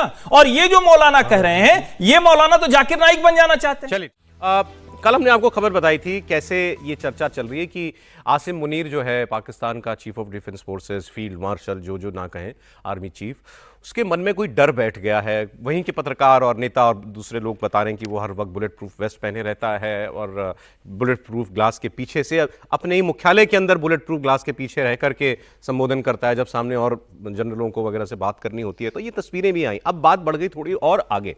पहले तो वो तस्वीरें आप देख लीजिए। इसकी चर्चा हो रही है, इस तस्वीर की चर्चा हो रही थी कि ये बैठे हैं जीएचक्यू में, रावलपिंडी में, आर्मी हेडक्वार्टर में, और सामने और लोग सेना के बैठे हुए हैं पाकिस्तान के, और इतने लोग भी नहीं है, 20 लोग होंगे, और आसिम मुनीर शीशे के पीछे से बैठ के उनसे बात कर रहा है। भाई अपने ही हेडक्वार्टर में किसको डर होता है, और अपने ही फौजियों से और सीनियर लोगों से डर किस बात का? ये कल हमने बात की थी, मैं क्यों बता रहा हूं आपको, आज नया क्या है इसमें। इन्होंने एक मांग की है ब्रिटेन से कि ब्रिटेन में हुए एक प्रदर्शन में, जो आसिम मुनीर के खिलाफ प्रदर्शन था, उसमें किसी महिला ने आसिम मुनीर को जान से मारने की धमकी दी, तो उस महिला के खिलाफ कार्रवाई ब्रिटेन करे। और ब्रिटेन ने कहा कि यह पुलिस का काम है, पुलिस कर देगी, आप इसमें, हमारे ऐसा नहीं होता कि हम पुलिस को इंस्ट्रक्ट करते हैं। जो भी मामला होगा पुलिस के पास पहुंचेगा तो पुलिस देख लेगी किसने क्या क्या क्या कहा गया था। वहां यह कहा गया था कि आसिम मुनीर का वो हाल कर दे कोई जो जियाउल हक का हुआ। जियाउल हक के साथ क्या हुआ था? जहाज उड़ा, जहाज के अंदर बम रखा था या क्या रखा था, जहाज क्रैश हो गया। लोग कहते हैं कि धमाका हुआ, कोई कहता है कि उसके अंदर ऐसी कोई चीज़ थी, गैस लीक हुई किसी चीज़ से, जो सब जानबूझ के किसी ने रखा जिससे पायलट वगैरह सब बेहोश हो गए और वो जहाज गिर गया। तो किसी ने आसिम मुनीर के उस हश्र की कामना कर दी, किसी पाकिस्तानी महिला ने ब्रिटेन में। तो ये बात हुई, तो फिर इसके बाद पाकिस्तान के पत्रकार ओवरड्राइव में गए और वो तस्वीरें निकाल के बात करने लगे। जैसे कल कोई किसी ने कहा वो बुलेट प्रूफ वेस्ट हर वक्त पहने रहता है, तो ये बुलेट प्रूफ ग्लास का अंदर क्या काम है, ये बातें सारी होने लगी। तो आप पहले ये पूरा मामला उनकी पत्रकार आलिया शाह, उनसे आप सुनिए, और फिर कैसे पाकिस्तान में ही लोग आसिम मुनीर के डर के मजे ले रहे हैं वो आपको अगले बयान में पता लगेगा। पहले सुनिए। पाकिस्तान के आर्मी चीफ या फील्ड मार्शल जिनको कहा जाता है, अब वो डेजिग्नेशन है उनका, तो उनको जान से मारने की धमकी दी गई है। यानी पाकिस्तान के जनरल आसिम मुनीर को जान से मारने की धमकियां मिल रही हैं। एक खातून ने ये कहा है कि इसकी कार को कोई बम से उड़ा देगा, या कोई ऐसी बात की गई कि जो हाल जनरल जिया का हुआ था वो हाल इसका होगा। और ये जान से मारने की धमकी कहाँ से मिली है? यूके की तरफ से। यानी यूके की तरफ से का मतलब ये है कि यूके की गवर्नमेंट नहीं, बल्कि यूके में एक प्रोटेस्ट हो रहा था, और यानी यूके में रहने वाले लोगों की तरफ से। अगर इस तरह कहें तो ज़्यादा सही रहेगा। किसने दी है ये धमकी? जो जनरल आसिम मुनीर हैं उनको ये धमकी दी है एक खातून ने, और एक खातून ने ये कहा है कि इसकी कार को कोई बम से उड़ा देगा। इसके बाद जो पाकिस्तान के फील्ड मार्शल, उनको देखा गया कि वो एक बुलेट प्रूफ शीशे के सामने के पीछे बैठकर, तो जिन्हों ने डराना होता वो भी डर गए ने। यही क्या आ जाए कि भाई जिन्होंने डराना होता वो भी, जो डरा रहे हैं वो भी डर गए। जो डराने वाले थे वो भी डर गए। अब अगला आप सुनिए। ये आरजू काज़मी पत्रकार हैं, इन्होंने कहा कि अभी हमारे राष्ट्रपति प्रेसिडेंट ने कहा था कि ऑपरेशन सिंदूर में जब मिसाइलें आ रही थी इंडिया की, तो मेरे पास एक फौजी आया, उसने कहा सर आप बंकर में चलें, तो मैंने मना कर दिया। और मैंने कहा हमारा सिपह सालार ऐसा है और वैसा है, इतना बहादुर है, उसके जैसा जिगर हिंदुस्तान कहाँ से लाएगा। तो ये कह रही हैं कि आप ये आसिम मुनीर को नसीहत दे रही हैं कि सर ये आपको चढ़ा रहे हैं खामखा पे झाड़ पे, आप मत चढ़ो, आप अपनी सुरक्षा का ख्याल रखो। आसिम मुनीर के लिए कह रही हैं, सुनिए। आसिफ अली जरदारी साहब ने जी आज यानी कि कल उन्होंने ये स्टेटमेंट दिया कि जी तुम वो दिल गुर्दा कहाँ से लाओगे जो हमारे सपा सालार के पास है। यानी कि उनका इशारा जो है वो फील्ड मार्शल आसिम मुनीर की तरफ था, और उनका कहना यह था कि जनरल आसिम मुनीर के पास जो दिल गुर्दा और पता नहीं फेफड़े कान नाक पता नहीं कौन कौन से उन्होंने जो है बॉडी ऑर्गन गिनवा दिए कि वो कहाँ से लाओगे। जब ये फोटो वायरल होती है जिसमें के मतलब सर जो है वो एक बुलेट प्रूफ ग्लास के पीछे बैठकर अपने ही इदारे के लोगों से बातें कर रहे हैं, तो लोग कह रहे हैं भाई ये क्या सीन है भाई। एक तरफ तो ये कह रहे हैं कि दिल गुर्दा फेफड़े और पता नहीं क्या कौन कौन सी चीजें जो है भारत कहाँ से लाएगा, और दूसरी तरफ जो है वो शीशे के पीछे बैठ के बात कर रहे हैं। तो सर मैं आपको साफ बता रही हूँ कि हरगिज आप जो है ना वो प्रेसिडेंट साहब की बातों में मत आइएगा, इसलिए कि पाकिस्तान में सर आजकल ऐसे ऐसे काम हो रहे हैं ना कि हम खुद हैरान हैं। आपको तो पता है ना जनरल परवेज मुशर्रफ ने जब लाल मस्जिद ऑपरेशन किया था तो उसके ऊपर किसने अटैक किया था? जी हाँ, उन्हीं के लोगों ने अटैक किया था, यानी कि भाई लोग ने अटैक किया था। तो सर आप बिल्कुल जो है ना वो प्रेसिडेंट आसिफ अली जरदारी साहब की बातों में नहीं आइएगा। मजाक अपनी तरफ, इसकी तरफ हम सीरियस बात करेंगे। पहले समीर जी बताइए ये कितनी अजीबोगरीब घटना है कि कोई आर्मी चीफ अपने ही आर्मी के लोगों से बात करने के लिए बुलेट प्रूफ शीशे के पीछे है, और वो भी अपने हेडक्वार्टर में। देखिए बताता है कि वो कितना अपने देश के अंदर डरे हुए और कितना अविश्वास का माहौल है। भाई आप अपने सेना के अधिकारियों के साथ बैठोगे तो जिन पे भरोसा होगा उनके साथ आप बैठ रहे हो, आप ही के सेना के लोग हैं, आप ही उनको कमांड करते हो, और उनके साथ आप अगर बैठ रहे हो और बुलेट प्रूफ जैकेट पहने हो, आप बुलेट प्रूफ ग्लास के पीछे बैठ के उनसे बात कर रहे हो, तो बता रहा है कि कितना ज्यादा अविश्वास सेना के अधिकारियों में आपस के बीच में है, किस तरीके से सेना में वहां ऑपरेशन हो रहा है यह जग जाहिर है। और जिस तरीके से उस महिला का जिक्र किया जा रहा था कि भाई ब्रिटेन में बैठ के उसने आसिम मुनीर की डेथ की कामना की थी, उसके लिए कहा गया है, उस पर इतना भाई अब कामना तो वही करता है ना कि भाई आपने कुछ देश के अंदर कुछ इस तरह से काम करे होंगे कि आपकी कामना की जा रही है। इमरान खान के समर्थक थे, इमरान खान के लिए रैली, और आप इतना डर के क्यों रह रहे हो भाई? जब आपको लगता है कि आपकी आवाम आपके साथ है तो आपको खुलकर घूमना चाहिए, किसी बात का डर नहीं होना चाहिए। हमारे यहाँ देखिए हमारे प्रधानमंत्री मोदी को खुलकर घूमते हैं, जनता उनके साथ है, उन्हें किसी बात का डर नहीं है। तो ठीक है सर, ये उनके लिए भी रैली में लगते हैं कि मोदी तेरी करब खुदी की नारे लगते हैं। ये क्या प्रधानमंत्री मोदी उससे डरते हैं? ये बड़ी अनोखी सी बात है कि अवाम मेरे साथ है, उनके साथ उनकी अवाम नहीं है। ग्लास बुलेट प्रूफ ग्लास के पीछे हो।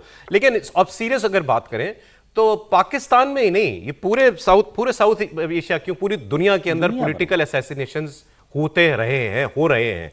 इनके यहाँ पर जिया के साथ जियाउल हक को मारा गया, बेनजीर भुट्टो को मारा गया, जनरल परवेज मुशर्रफ के ऊपर तो 2-3 बार अटैक हुए। एक बार तो गाड़ी से आके एक सुसाइड बॉम्बर ने अपनी गाड़ी टकरा दी, हिट कर दी। वो तो गाड़ी मजबूत थी उनकी, वो बच गए। मुझे वो आज तक नहीं भूलती वो तस्वीर, जब उस वक्त कई साल हो गए, केवल उस सुसाइड बॉम्बर का चेहरा केवल बचा था, बाकी कुछ नहीं। तो ऐसे असैसिनेशंस वहां हुए हैं, ऐसे ये बांग्लादेश में भी हुए, हमारे यहाँ हुए, इंदिरा जी का हुआ, राजीव जी का हुआ। तो ये है भाई, अमेरिका में अब्राहम लिंकन से लेकर के कैनेडी तक मारा गया है। तो आसिम मुनीर क्या चीज़ है, मैं कोई कामना नहीं कर रहा हूं, मगर ये तो है, होता है ऐसा। सिक्योरिटी को आसिम मुनीर के साथ या किसी के साथ जोड़ने की जरूरत नहीं। सिक्योरिटी एक सेंसिटिव इशू है, मतलब बयानों की बात नहीं है। इतना डर नहीं, डर नहीं हो सकता उनके पास। देखिए, हमेशा डर अपने ही लोगों से होता है सिक्योरिटी में नॉर्मली। जब असैसिनेशन जैसी घटनाएं होती हैं तो वो लोग जिन पर आप भरोसा कर रहे होते हैं, उन्हीं में से कोई ये करता है। तो मैं तो खैर, जो आरजू कह रही हैं वो भले तंज में कह रही हूँ, लेकिन उनको सिक्योरिटी पर तो ध्यान रखना ही चाहिए कि अपने क्या है। लेकिन ये अविश्वास बताता है, ये इसका दूसरा पक्ष है कि अपने सैनिकों, अपने अफसरों के साथ, अपने उसमें इलाके में, रावलपिंडी तो वैसे ही पूरा का पूरा मिलिट्री एरिया है, कैंटोनमेंट है और वो हेडक्वार्टर है, वहां पर वो कर रहे हैं। वो अविश्वास, उससे क्या होता है कि आप जिन ऑफिसर्स के साथ बात कर रहे हो उनमें भी अविश्वास पैदा होता है कि भाई आप हम पे ही भरोसा नहीं कर रहे। और ये बातें पाकिस्तान का ही मीडिया कर रहा है। पाकिस्तान का वो बात पहुंचेगी ना, इसलिए है। लेकिन फिर भी सिक्योरिटी को मैं किसी भी तरह से ढील देने के साथ नहीं हूं कि आप कोई बात। हम तो कहते हैं दे ढील, हम क्यों कहें कि ना दे ढील? ये हमारे लिए इसने कौन सा कुछ अच्छा नहीं, हमारे लिए ना क्या हो, लेकिन सिक्योरिटी एक सेंसिटिव इशू है और दुनिया भर के जो देश हैं वहां पर सिक्योरिटी को लेकर बहुत सारी घटनाएं हुई हैं। नहीं, सिक्योरिटी अलग चीज़ है। आप लोग बेवजह जो है आसिम मुनीर के साहस को आप लोग सिक्योरिटी के उसमें उलझा रहे हैं। अरे वो साहसी व्यक्ति है, अपना लगा के रखता है सब व्यवस्था करके। सैनिक है वो, लड़ने वाला है ना वो तो, लेकिन लगा के रखता है अपना ग्लास। तो वो ऐसा साहसी व्यक्ति है, उस पर चर्चा करने के बजाय आप लोग सिक्योरिटी कर रहे हैं, ये ठीक नहीं। अच्छा सर, मैं दूसरे एक इनके जो बड़े आदमी है, विदेश मंत्री और उप प्रधानमंत्री, उनका भी आपको दिखा दूं हाल। इशाक डार, इन्होंने ये कहा कि अभी जिस एयरबेस पर वो यूएई के राष्ट्रपति उतरे, नूर खान एयरबेस पे, यहां पर 80 ड्रोन मारे थे भारत ने, लेकिन हमने सारे ड्रोन गिरा दिए। एक बस जाकर के गिर गया था, उससे कुछ थोड़ी मोड़ी डैमेज हुई और हमारे कुछ सैनिक घायल हुए। तो इन्होंने इसको थोड़ा लाइटर बोला कि इतनी कोई बड़ी बात नहीं थी, ऐसा करके बताया। उसी वक्त के पाकिस्तान के लोगों के बनाए वीडियो में आपको दिखा रहा हूं कि उस वक्त क्या हुआ था। लाइव आदमी जो फुटेज शूट कर रहा था, उसने क्या बोला था, आप सुना दीजिए एक बार। ये तो बहावलपुर का है।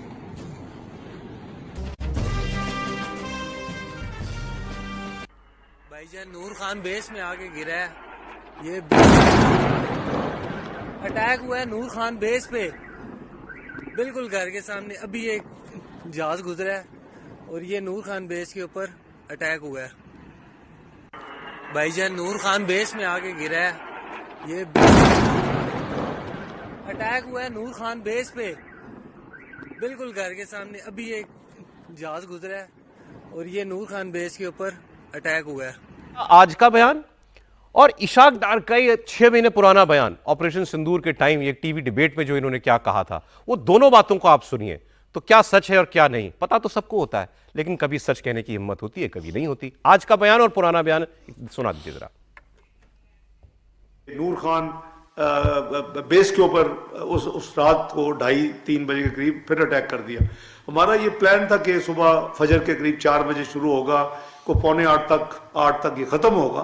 तो वो प्रोसेस जो ऑथोराइज था प्राइम मिनिस्टर साहब की तरफ से, उस डिस्कशन, उस बैठक के बाद वो उसको इम्प्लीमेंट होना था। लेकिन ये एक सेकंड मेरे नज़दीक जो वो ड्रोन्स और मिसाइल्स फेंक रही है, उनके अपना ड्रोन्स पाकिस्तान की तरफ भेजे, जो कि करीबन 36 घंटे में 80 की तादाद पे पहुंच गए। ये ड्रोन था जिसने हल्की सी एक मिलिट्री इंस्टॉलेशन पे थोड़ी सी यानी उसको डैमेज किया। तो इन्होंने शब्द इस्तेमाल किया, हल्का सा डैमेज किया, हल्का सा डैमेज। तो ये 6 महीने पहले ये कह रहे थे कि वो रात को जो है हमको इतना मारा कि इनको रूबियो को फोन करना पड़ा, अमेरिका के विदेश मंत्री को, और फिर मुझे सऊदी अरब वालों का फोन आया, ब्रदर ठीक हो, चोट तो नहीं लगी, इंडिया ने बम मारे, तो नहीं है बात करने की। खुद बता रहे हैं। और 4 एयरबेस के नाम तो उस अपने जुबान से लिए, आज कह रहे हैं कि हल्का फुल्का लगा था हमको। एक बात बताइए, कौन पिटने वाला आदमी कहता है कि मैं पिट गया हूँ? कभी पिटने वाला आदमी कहता है?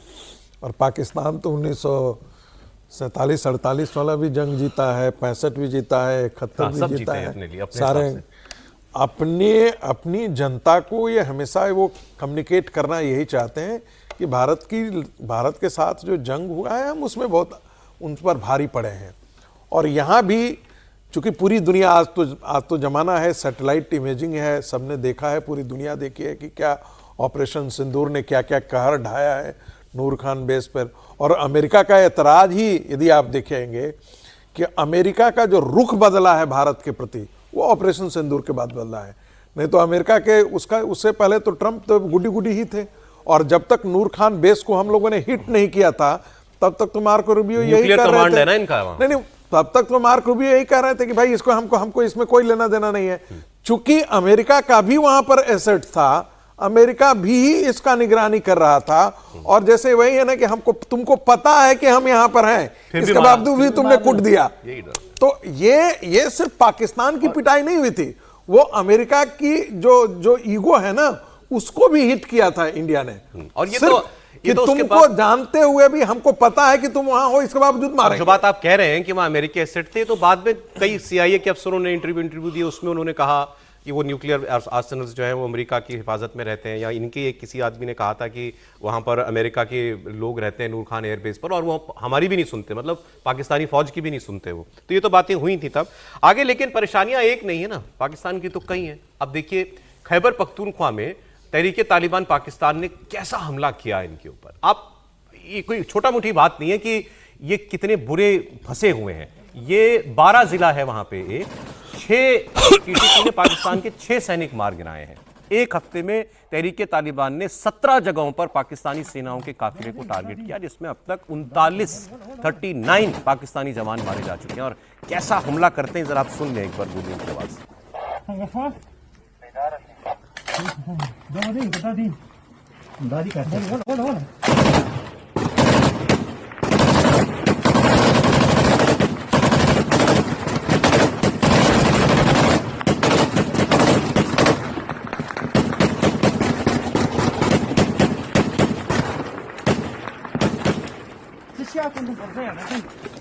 तो ये बेसिकली एम्बुश करते हैं, मतलब जहां गाड़ी आती देखी तो पहाड़ियों में छिपे हुए हैं, और उसके बाद एक आपने देखा कैसे बर्स्ट में ये फायर करते हैं। इसमें 6-7 जवान मारे गए।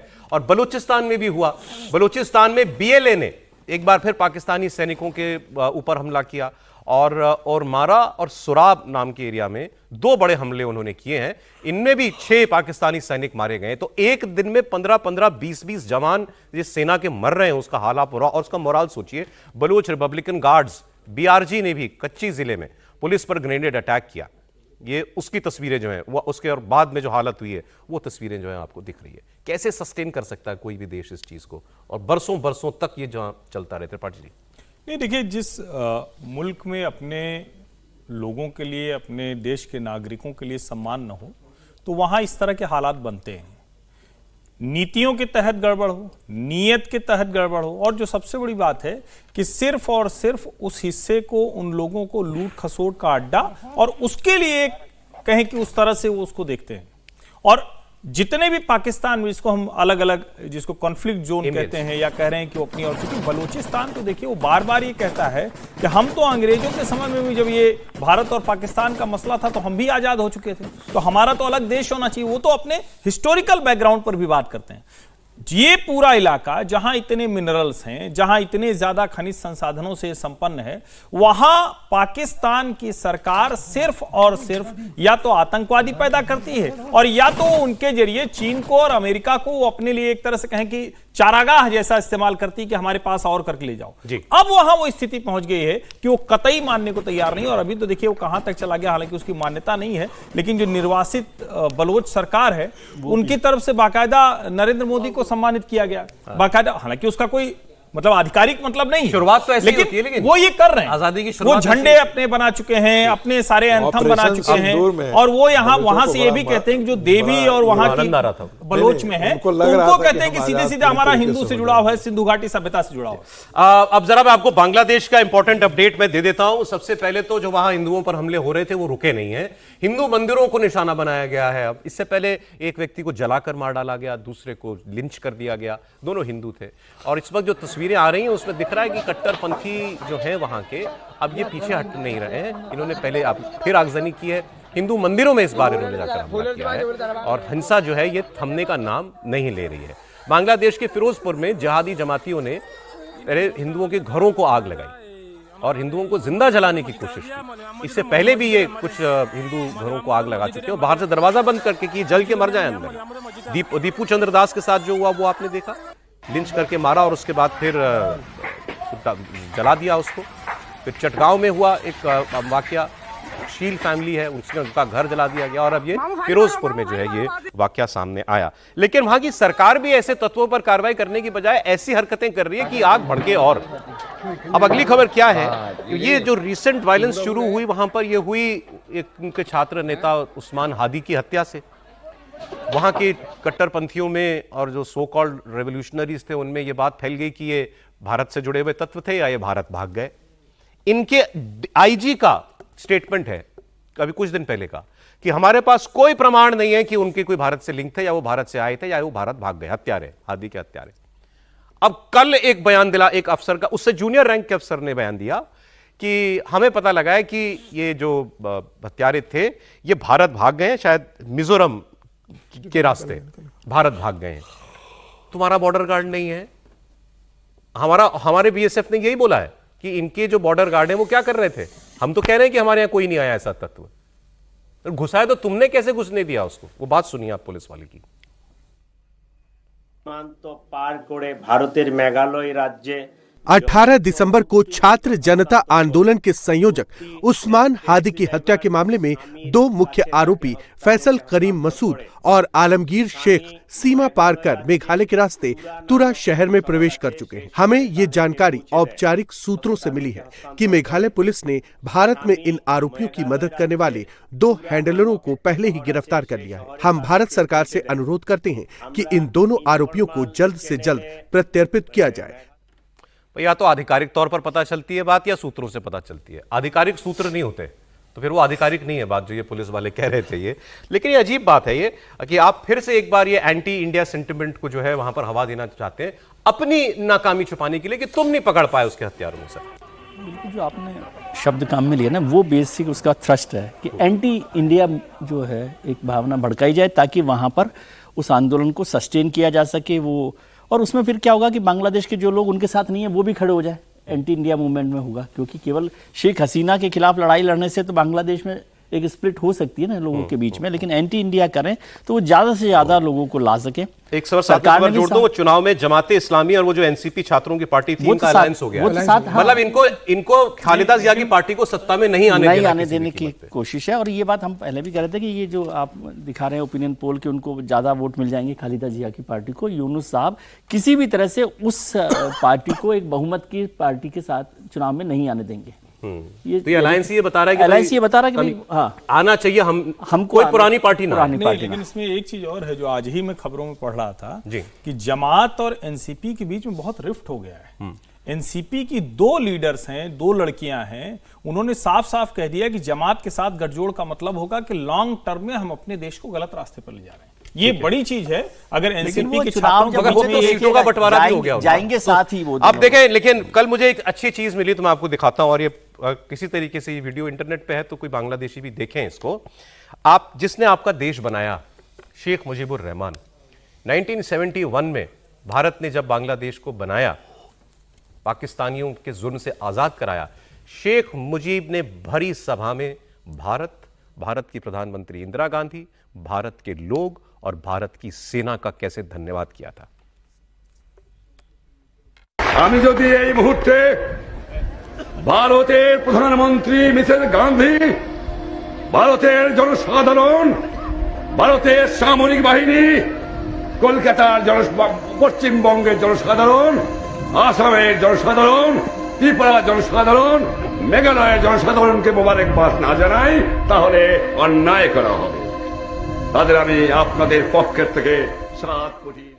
खैर अब क्या उम्मीद करें उन लोगों से जो अब इन अपनी आज़ादी के नायकों के निशान मिटाने पर तुले हुए हैं। वैसे ही कम जंगें नहीं चल रही हैं।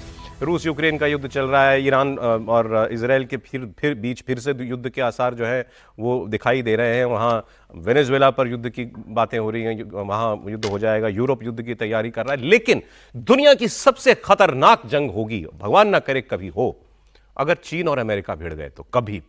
और उसके भी हालात दिख रहे हैं, क्योंकि ताइवान को लेकर के एक डेडलाइन सी जो चाइना ने निर्धारित कर ली है कि अगले 2 वर्ष में 2027 खत्म होते होते हमको वापस ताइवान पर कब्जा करना है। और ये अमेरिका का स्टैंड है कि हम उसकी सैन्य मदद करेंगे। अभी उसने $10 बिलियन के हथियार भेजे हैं ताइवान को। तो ये जब और अब खुलकर चीन की तरफ से मैंने कभी ऐसे बयान नहीं देखे। एक बहुत सीनियर आदमी ने बड़े सख्त लहजे में पूरी दुनिया को चेतावनी दी है, नाम नहीं लिया, थी अमेरिका के लिए, और साफ साफ कहा है कि अमेरिका अपनी हद में रहे, आपको मालूम नहीं है कि हम क्या कर सकते हैं। चीन कह रहा है 20 मिनट में दुनिया तबाह कर सकते हैं। हमारे पास ऐसी मिसाइलें हैं जो 20 मिनट में दुनिया के किसी भी कोने में पहुंच सकती हैं। और साथ में यह भी कहा कि उन मिसाइलों को कोई रोक नहीं सकता, ऐसी कोई टेक्नोलॉजी नहीं है जो हमारी बनाई मिसाइलों को रोक दे। उन्होंने कहा अगर तुम जंग चाहते हो तो हम जंग देंगे, तुम न्यूक्लियर जंग चाहते हो तो हम न्यूक्लियर जंग देंगे। और ये बातें कही हैं चीन के एक बड़े इंपॉर्टेंट इंस्टीट्यूट ऊर्जा सुरक्षा संस्थान के चीफ विक्टर गाओ ने। इन्होंने कहा दुनिया का हर एक कोना हमारी जद में। और ये मिलिट्री परेड जो अभी हुई थी उसकी तस्वीरें आप अभी इस वक्त देख रहे हैं, बिल्कुल मशीनों की तरह लगते हैं इनके सिपाही। ये देखिए जरा आप, ये अभी जब एससीओ समिट था सर, तब उसके बाद ये विक्ट्री परेड जी, इसमें उन्होंने ये, मैं आपको क्यों दिखा रहा हूं ये तस्वीर, ये विक्टर गाओ ने कहा अगर किसी को मेरी बात पे भरोसा नहीं है तो विक्ट्री डे परेड की तस्वीरें देख ले दोबारा। फिर ये जो मिसाइल आप देख रहे हैं ना, ये इसका नाम लेके उन्होंने बोला और बताया कि ये मिसाइल क्यों खास है, इसका डर दिखाया। और फिर कहा कि एटम बम क्या होता है, दुनिया में हाइड्रोजन बम किस देश के पास है। उन्होंने कहा किसी देश के पास नहीं है सिवाय हमारे, और हाइड्रोजन बम का इलाज किसी के पास नहीं होगा। आप उस आदमी की बातें सुनिए, सिहरन पैदा होती है और बड़े खतरनाक आसार दिखाई दे रहे हैं। सुनिए। If you want to have war, you will get war. If you want to destroy China, you will be destroyed. If you want to impose nuclear war on China, you will be wiped out by nuclear war. This is very serious. China's policy is very clear. China will not fire the first shot, but China will not allow you to fire the second shot. If you have not watched the Victory Day parade in Beijing on September the 3rd, one of the weapons China demonstrated is a missile with all the warheads. We call it 61 because it can contain 60 nuclear warheads plus 1 hydrogen bomb. Now, in the world of today, let me tell you, which country has hydrogen bomb? China is the only country with hydrogen bomb. And that ICBM can cover every corner of the world in less than 20 minutes and destroy any target in any corner of the world without any possibility of being intercepted. I hope Washington has learned the lesson. अंत में कहा कि Washington ने सबक लिया होगा, मुझे लगता है। ऐसी भाषा कभी सुनी है आपने? नहीं, सचमुच है, जिसको कहते हैं ना अंग्रेजी में जो शब्द आता है कि चिलिंग इफेक्ट आ रहा है। और ऐसा तो किसी दुनिया में किसी ऐसे इस तरह का बयान नहीं है। यहां तक कि नॉर्थ कोरिया भी जब धमकियां देता है तो कहता है कि हम परमाणु हथियार के साथ तैयार हैं। दुनिया का कोई देश ये नहीं कहता है कि हम 20 मिनट में दुनिया के किसी भी हिस्से को निशाना बना सकते हैं, खत्म कर सकते हैं। और अगर ये सही है, क्योंकि मैं थोड़ा सा इसको जिसको कहते हैं ना कि डाउट से इसलिए देखता हूं कि मुझे याद है कि बीच में उनके प्रोपेगेंडा वीडियो चलने लगे थे जिसमें वो दिखाते थे कि उनके सैनिक कैसे वो सोया हुआ है और कैसे अचानक उठा और गोली मारने लगा। बाद में पता चला वो सब के सब मैन्युफैक्चर्ड थे, वो कोई रियल आर्मी ट्रेनिंग नहीं थी। लेकिन अगर 61 वॉर हेड्स के साथ न्यूक्लियर वॉर, वो कह रहे हैं 60 न्यूक्लियर प्लस 1 हाइड्रोजन, तो ये तो मतलब तबाही का चरम है। फिर तो दुनिया में क्या बचेगा क्या नहीं बचेगा। और सचमुच अगर ऐसा है तो ये भी जरा सोचिए कि हम लोग सेकेंड वर्ल्ड वॉर के बाद जो न्यूक्लियर अनआर्म करेंगे, जो धीरे धीरे खत्म करेंगे, दुनिया को पीसफुल बनाएंगे, हमने उस पर कोई काम नहीं किया। और फिर मैं कह रहा हूं इसके लिए अगर सबसे ज्यादा कोई गुनहगार है तो अमेरिका, उसके बाद चाइना। ये तो खुली धमकी थी भाई, और मिसाइल का नाम लेके कि ये मिसाइल है और इसको तुम रोक नहीं पाओगे, ये चलेगी। तो देखिए, हाइड्रोजन बम के बारे में जो है वो कई देश इसके बारे में क्लेम करते हैं कि है, और यहाँ तक कि भारत के बारे में भी कहा जाता है कि वो टेक्निक भारत के पास है। वो डिमॉन्स्ट्रेट बेशक नहीं किया हो, लेकिन ये टेक्नोलॉजी भारत के पास है। अब वॉरहेड बनाया है भारत ने, ऐसा मुझे नहीं मालूम है, लेकिन जो कहा जाता है इस प्रकार की धमकी, इससे बड़ी धमकी जो है वो क्यूबन मिसाइल क्राइसिस के समय था, जब क्यूबा में जो है वो सोवियत यूनियन ने मिसाइल लगा दिया था। क्यूबा बिल्कुल करीब है अमेरिका के। हाँ, तो अमेरिकन प्रेसिडेंट ने कहा कि आपको 24 घंटा हम दे रहे हैं, आप इसे हटा लीजिए, नहीं तो आप वॉर के लिए तैयार रहिए, और वहाँ से विड्रॉ कर लिया था। तो ऐसा कई उदाहरण दुनिया में है, लेकिन चाइना को विगत 20 साल में इस प्रकार से धमकी देते हुए किसी की तरफ से ऐसा सुना नहीं गया था। और ये बात भी है, देखिए, ताइवान को जैसे ही मिलिट्री सप्लाई के लिए ऋण दिया और उस आर्म्स मुहैया कराया, तुरंत आपने देखा कि चाइना ने उनके 20 डिफेंस कंपनी जो है उन पर सैंक्शन लगा दिया। चाइना ने अमेरिका पे सैंक्शन लगाया, सोचिए। पहले इसलिए लगा रहा है कि जो रेयर अर्थ मेटल्स है, उनके जो डिफेंस इंस्ट्रूमेंट के लिए जो इंपॉर्टेंट कंपोनेंट है बनाने के लिए, उसका सप्लाई तो चाइना करता है। खैर, वो ताइवान उसकी रेड लाइन है, वो कुछ नहीं सुन सकता ताइवान के अलावा। और इससे अच्छा याद आ गया, जो अमेरिका ने डिफेंस पेपर निकाला, अपनी पार्लियामेंट को दिया, पेंटागन ने, उसमें क्या बताया था उसने कि इनकी 3-4 रेड लाइन है, मतलब जो इनके कोर इश्यूज हैं, उसमें जमीन के मामलों में ताइवान, सिंकाकू आइलैंड जापान के साथ, साउथ चाइना सी के में इनके जो झगड़े हैं, बाउंड्री इश्यूज हैं, मैरीटाइम इश्यूज, वो, और अरुणाचल प्रदेश, ये 4 कोर इश्यूज डिस्प्यूट बताए थे। कोर डिस्प्यूट, वो ताइवान और अरुणाचल को एक कैटेगरी में मानता है। इसको सोचिए आप। मैं लेकिन आपको एक और तस्वीर अभी दिखाता हूं, क्योंकि इसने जो भी ये जो परेड की आप तस्वीरें देख रहे हैं, या वो जो अभी चीनी व्यक्ति जो है वो बता रहा था हमारे पास ये मिसाइल है, ये चलेगी। अब ये आज से मुझे लगता है 20 साल पुरानी तस्वीर है, जब इराक पे हमला किया था अमेरिका ने। ये देखिए, ये अमेरिका ऐसे लड़ता है युद्ध, ये दूर से ही लड़ते हैं युद्ध, ये पहले बॉम्बिंग करते हैं, बर्बाद करते हैं, फिर सेना उतारते हैं। इसकी आवाज दे दीजिएगा तस्वीर की। ये उस रात की तस्वीर है जब सद्दाम हुसैन के खिलाफ वॉर का ऐलान अमेरिका ने किया था, और इसे शॉक एंड ऑ कहा गया था। इतने बम एक रात में मार दिए गए थे कि उसी वक्त हार निश्चित हो चुकी थी। एक रात के अंदर इतने बम गिरे थे। आप जरा इन तस्वीरों को देखिए।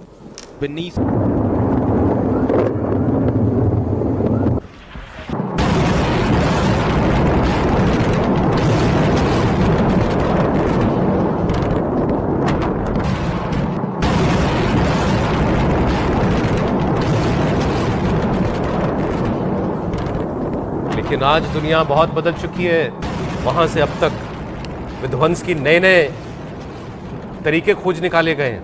बिल्कुल तरीके हो गए। ये याद है आपको? ये तो आपने मुझे पता क्या पता, वहां भी गए हो आप? नहीं, वहां गया नहीं था मैं, लेकिन ये याद है कि उस तरह किस तरह का विध्वंस वहां पर हुआ था। लेकिन इसको चाइना के साथ जोड़ के मत देखिए, चाइना की ताकत बहुत है, और जो विक्टर गाओ कह रहे हैं उसको मैं एक डेटरेंट इफेक्ट की तरह से भी देखता हूँ। मतलब मैं ये नहीं कह रहा कि वो एग्जेजरेशन कर रहे हैं या सब कुछ कर रहे हैं, इसका मतलब ये नहीं कि वो थर्ड वर्ल्ड वॉर की तरफ बढ़ रहे हैं। वो ताइवान के इंटरेस्ट में अमेरिका के दखल को रोकने के लिए एक मैसेज दे रहे हैं, चेतावनी दे रहे हैं कि भैया आप अपने जद में रहो, अपनी हद में रहो, छेड़ेंगे तो छोड़ेंगे नहीं।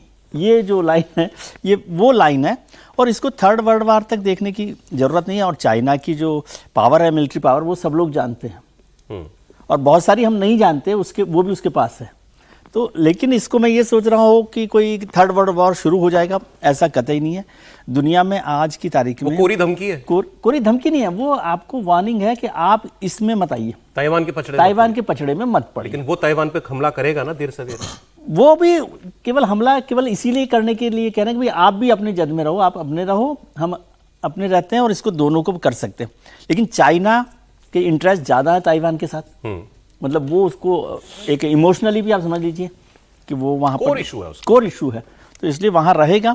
और वो ये चेतावनी केवल अमेरिका को है कि आप ठीक है, ताइवान से दूर रहिए। हाँ, ताइवान से दूर। अच्छा, इसमें एक बड़ा स्टेटमेंट आ गया।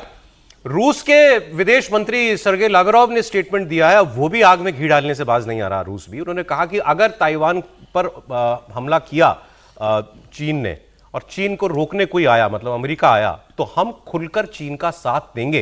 ये रूस के विदेश मंत्री सर्गेई लावरोव का स्टेटमेंट है कि अगर ताइवान का इन्वेजन करता है चीन, तो हम रूस जो है वो उसका हम खुलकर साथ देंगे। ये बात वो कह रहा है। तो ये मतलब एक युद्ध खत्म नहीं होता, दूसरे की धमकियां मिलना शुरू। और एक आपको एक तस्वीर दिखाता हूं, इन तस्वीरों से भी डरना चाहिए, ऐसे ही युद्ध शुरू हो जाते हैं कभी।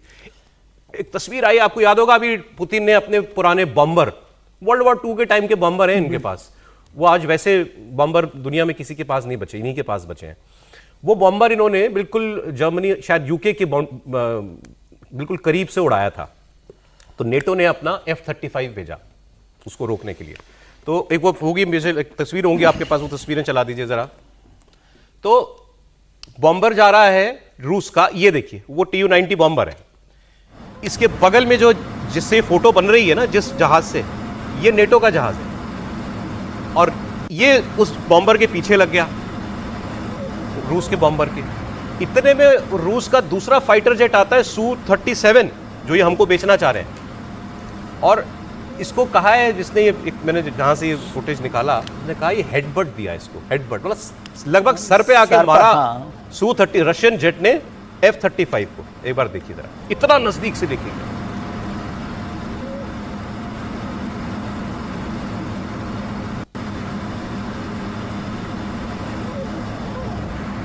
वो हिल गया एकदम से, जो पायलट था वो। तो ये अभी की दुनिया में हो रहा है, और जाने क्या कौन कौन से हथियार ये जहाज लेकर के चल रहे होते हैं। निश्चित रूप से, और अब जिस तरीके से टेक्नोलॉजी बढ़ गई और जिस तरीके से सबने अपने डिफेंस को बहुत ज़्यादा एडवांस कर लिया, और चीन ने जिस तरीके से आज जो बयान आया है, ये सीधा सीधा चीन का मैसेज है अमेरिका को कि भाई आप ताइवान को आप बचा नहीं पाओगे, और ताइवान चीन का हिस्सा बनने वाला है। और जिस तरीके से चीन ताइवान को लेकर सेंसिटिव रहा है, शी जिनपिंग का ये बयान था कि भाई ताइवान हमारे कब्जे में एक दिन आने वाला है, हमारी झोली में आके गिरेगा ताइवान। और मुझे लग रहा है कि चाइना ने ये बहुत लंबे समय से तैयारी कर ली थी कि ताइवान को हमको लेना है, और उनका बहुत मतलब एक सेंसिटिव इश्यू है कि भाई ये उनके सम्मान से जुड़ा हुआ है कि ताइवान अभी तक इंडिपेंडेंटली हो, अमेरिका उसको सपोर्ट कर रहा है, दुनिया उसको सपोर्ट कर रही है। अब वो मुझे लगता है कि वो समय आ गया है, चाइना को लग रहा है कि 1 या 2 साल के अंदर उन्होंने टारगेट सेट कर दिया है कि ताइवान को हम लेंगे। और उन्होंने कहा भी था कि ताइवान को हम इतने पलक झपकते लेंगे कि अमेरिका वहां पहुंच नहीं पाएगा, और अमेरिका अगर पहुंचेगा तो अमेरिका को उसकी ऐसी सजा मिलेगी कि उनके आने वाली नस्लें इसको याद करेगी। तो मुझे लगता है कि चीन और अमेरिका जिस तरीके से ताइवान को लेकर एक दूसरे के सामने हो रहे हैं, आने वाले समय में मुझे लगता है ये युद्ध भड़क सकता है उस एरिया में। अच्छा, अब जंग चल रही है उसको रोकने के प्रयास रूस और यूक्रेन वाले वो मैं आपको बता दूं। अमेरिका के फ्लोरिडा में जहां ट्रंप का घर है, वहां पर मुलाकात हुई थी ट्रंप की और जेलेंस्की की, यूक्रेनी राष्ट्रपति की। और ये मुलाकात कल हुई, प्रेस कॉन्फ्रेंस हुई है अभी थोड़ी कुछ वक्त पहले। और एक लाइन की बात है, बात बनी नहीं। दोनों ने जो है थोड़ा उसको पॉजिटिव टोन देने की कोशिश की कि we were never so close, इतना नजदीक हम कभी नहीं थे शांति के जितना आप पहुंच गए हैं। लेकिन जो कोर इशू है जमीन का, लड़ाई तो जमीन के लिए थी ना। जेलेंस्की जमीन छोड़ने को राजी नहीं है, और पुतिन कह रहे हैं कि मैंने जितनी ली है मुझे अभी और जमीन चाहिए। तो सीना हटाने के लिए जेलेंस्की नहीं मान रहा, ये बिल्कुल क्लियर है। तो ट्रंप ने भी साफ साफ कह दिया कि भाई हम ठीक है, अच्छी बातचीत हमारी हुई। और इन्होंने कहा कि मैंने केवल इनसे ही बात नहीं की, मैंने 2 घंटा पुतिन से भी बात की, मतलब जेलेंस्की से फिजिकली मिले और उसी दौरान पुतिन से 2 घंटा बात की है। तो उन्होंने लेकिन फिर अंत में यही कहा कि वो मुद्दा नहीं सुलझ पाया है। Well, thank you very much. We had a terrific meeting. We discussed a lot of things.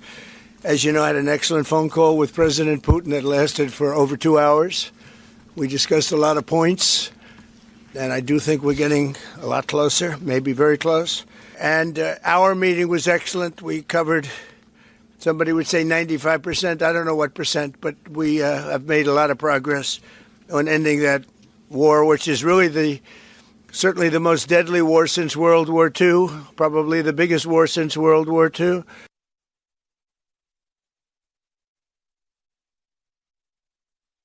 They are telling that Ukraine has to give up Donbass. Just very recent statement coming out. Well, that's what they've been asking for, and there's dispute about that. So they're going to have to iron that out. That's an issue they have to iron out. But I think it's moving in the right direction. What are the thorniest issues still unresolved after the? Well, I think the land you're talking about. Some of that land has been taken.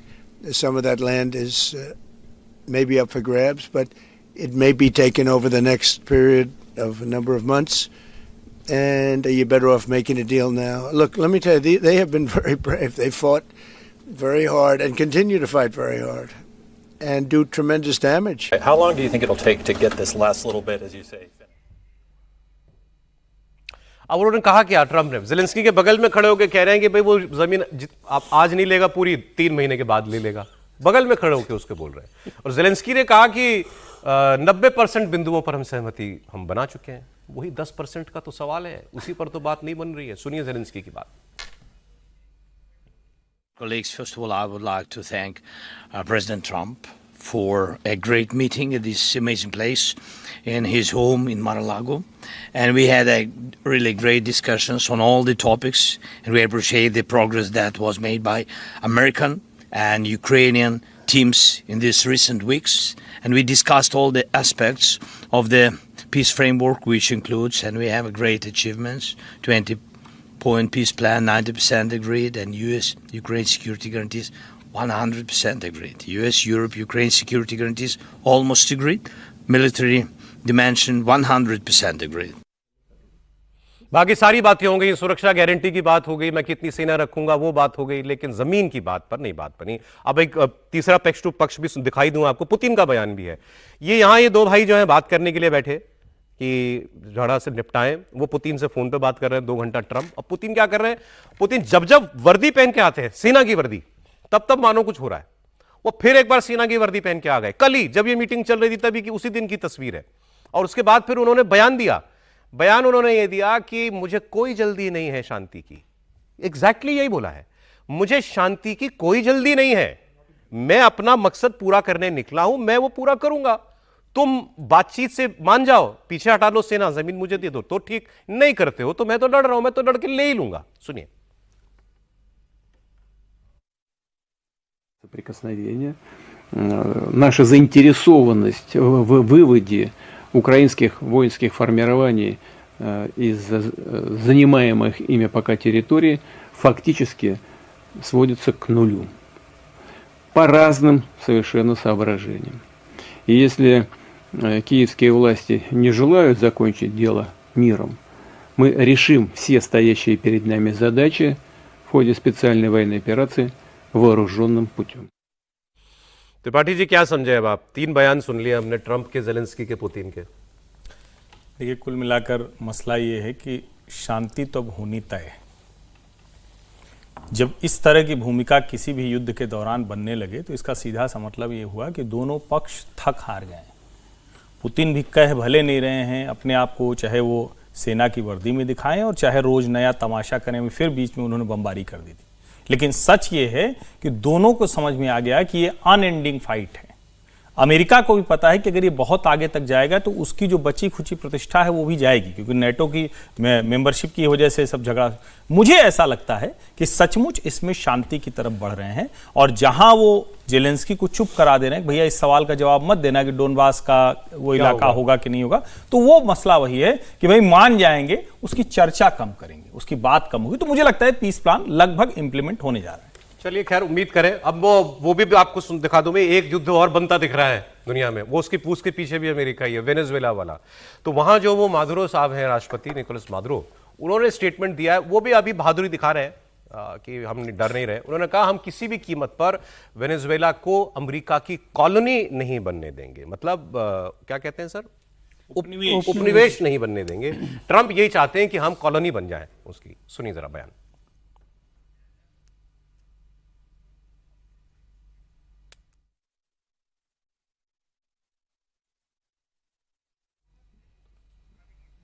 अच्छा चलें, वो बयान अभी नहीं, तो फिर ये जो तस्वीर आपको ये भी दिखा दूं, ये भी है तो खतरनाक ही चीज़। दुनिया में ड्रोन होते हैं, UAVs होते हैं, अनमैन्ड एरियल व्हीकल्स, वो बॉम्बिंग भी करते हैं। हमारे पास भी हैं, अमेरिका के पास सबसे अच्छे हैं। ये जो है, ये कहाँ के हैं पता है आपको? ये टर्की के। दुनिया में पहली बार अनमैन्ड फाइटर जेट बना दी है उसने, अनमैन्ड फाइटर जेट। ये हवा में लड़ाई करने वाला वो है, ये जहाज जो जैसे हमारे पायलट चलाते हैं वैसा। ये केवल बॉम्बिंग के लिए नहीं है, ये दुनिया में पहली बार कारनामा हुआ और फॉर्मेशन में उड़ रहे हैं दोनों। अनमैन्ड फाइटर जेट्स हैं सर, टर्की ने बना लिए। अब ये तो बड़ा स्पेशलाइज्ड टेक्नोलॉजी है और मतलब ड्रोन से आगे की बात है ये। ड्रोन से आगे क्यों, लेकिन ड्रोन का ही लगता है एक्सटेंशन वाले। ड्रोन में भी क्या है, ड्रोन तो ही टेक्नोलॉजी ड्रिवन ही है, कोई उसको कोई मैनिंग तो है नहीं, वो भी टेक्नोलॉजी है। ये मनूवर कर सकता है हवा में, इसका मतलब ये है। हाँ तो ये तो है ना। अब तो आपका जो मिसाइल आप लगाते हैं तो मिसाइल भी तो हवा में मैन्यूवर अपने आप को करता है। जो हम लोग जो मिसाइल बना रहे हैं वो भी हवा में अपने आप को मैन्यूवर करता है, वो डायरेक्शन चेंज कर लेगा। मिसाइल में फाइटर जेट में फर्क हो गया ना सर। लेकिन स्वाभाविक है कि एक नया सीरियस चैलेंज दुनिया के लिए है। अब एक बार टेक्नोलॉजी आई है तो दूसरे लोग भी दूसरे के पास भी आएगी। बिल्कुल बिल्कुल आएगी। मतलब ह्यूमन इन्वॉल्वमेंट कम से कम युद्ध में होती जा रही है। ये हो रहा है कि टेक्नोलॉजी मतलब विकास हो रहा है तो विनाश के लिए तरफ जा रहा है। टेक्नोलॉजी विकास के लिए जाना चाहिए थी, विकास को छोड़ के विनाश की तरफ सारी दुनिया टेक्नोलॉजी को लेकर जा रही है। दुर्भाग्यपूर्ण है। और जिन देशों को विकास की बात करनी चाहिए और आर्म्स को कम करना चाहिए था, वही देश एक से एक बड़े आर्म बता रहे हैं। आज चाइना ने धमकी दी, आज तुर्की का ये विदाउट पायलट प्लेन दिखा रहे हैं। तो ये बता रहे हैं कि हम मतलब युद्ध के लिए तैयार कर रहे हैं और ये भविष्य के लिए दुनिया, सारी दुनिया के लिए बहुत अच्छा संकेत नहीं है जिस तरीके से दिखाया जा रहा है। एक लाइन कहना चाह रहे हैं सर। एक कवि ने लिखा है, हमारी ने अपनी नहीं है किसी, यह नीड़ मनोहर कृतियों का यह विश्व महारंग स्थल है परंपरा चल रही यहाँ, ठहरा जिसमें जितना बल है। वही बात तो है, जिसकी जितनी ताकत है, ताकत के बूते उसी आधार पर चलता है। आज इतना ही सर, दुनिया का हाल आपने देख ही लिया। बहुत शुक्रिया त्रिपाठी जी, विजय जी, प्रोफेसर साहब आपका, समीर जी बहुत धन्यवाद आपका।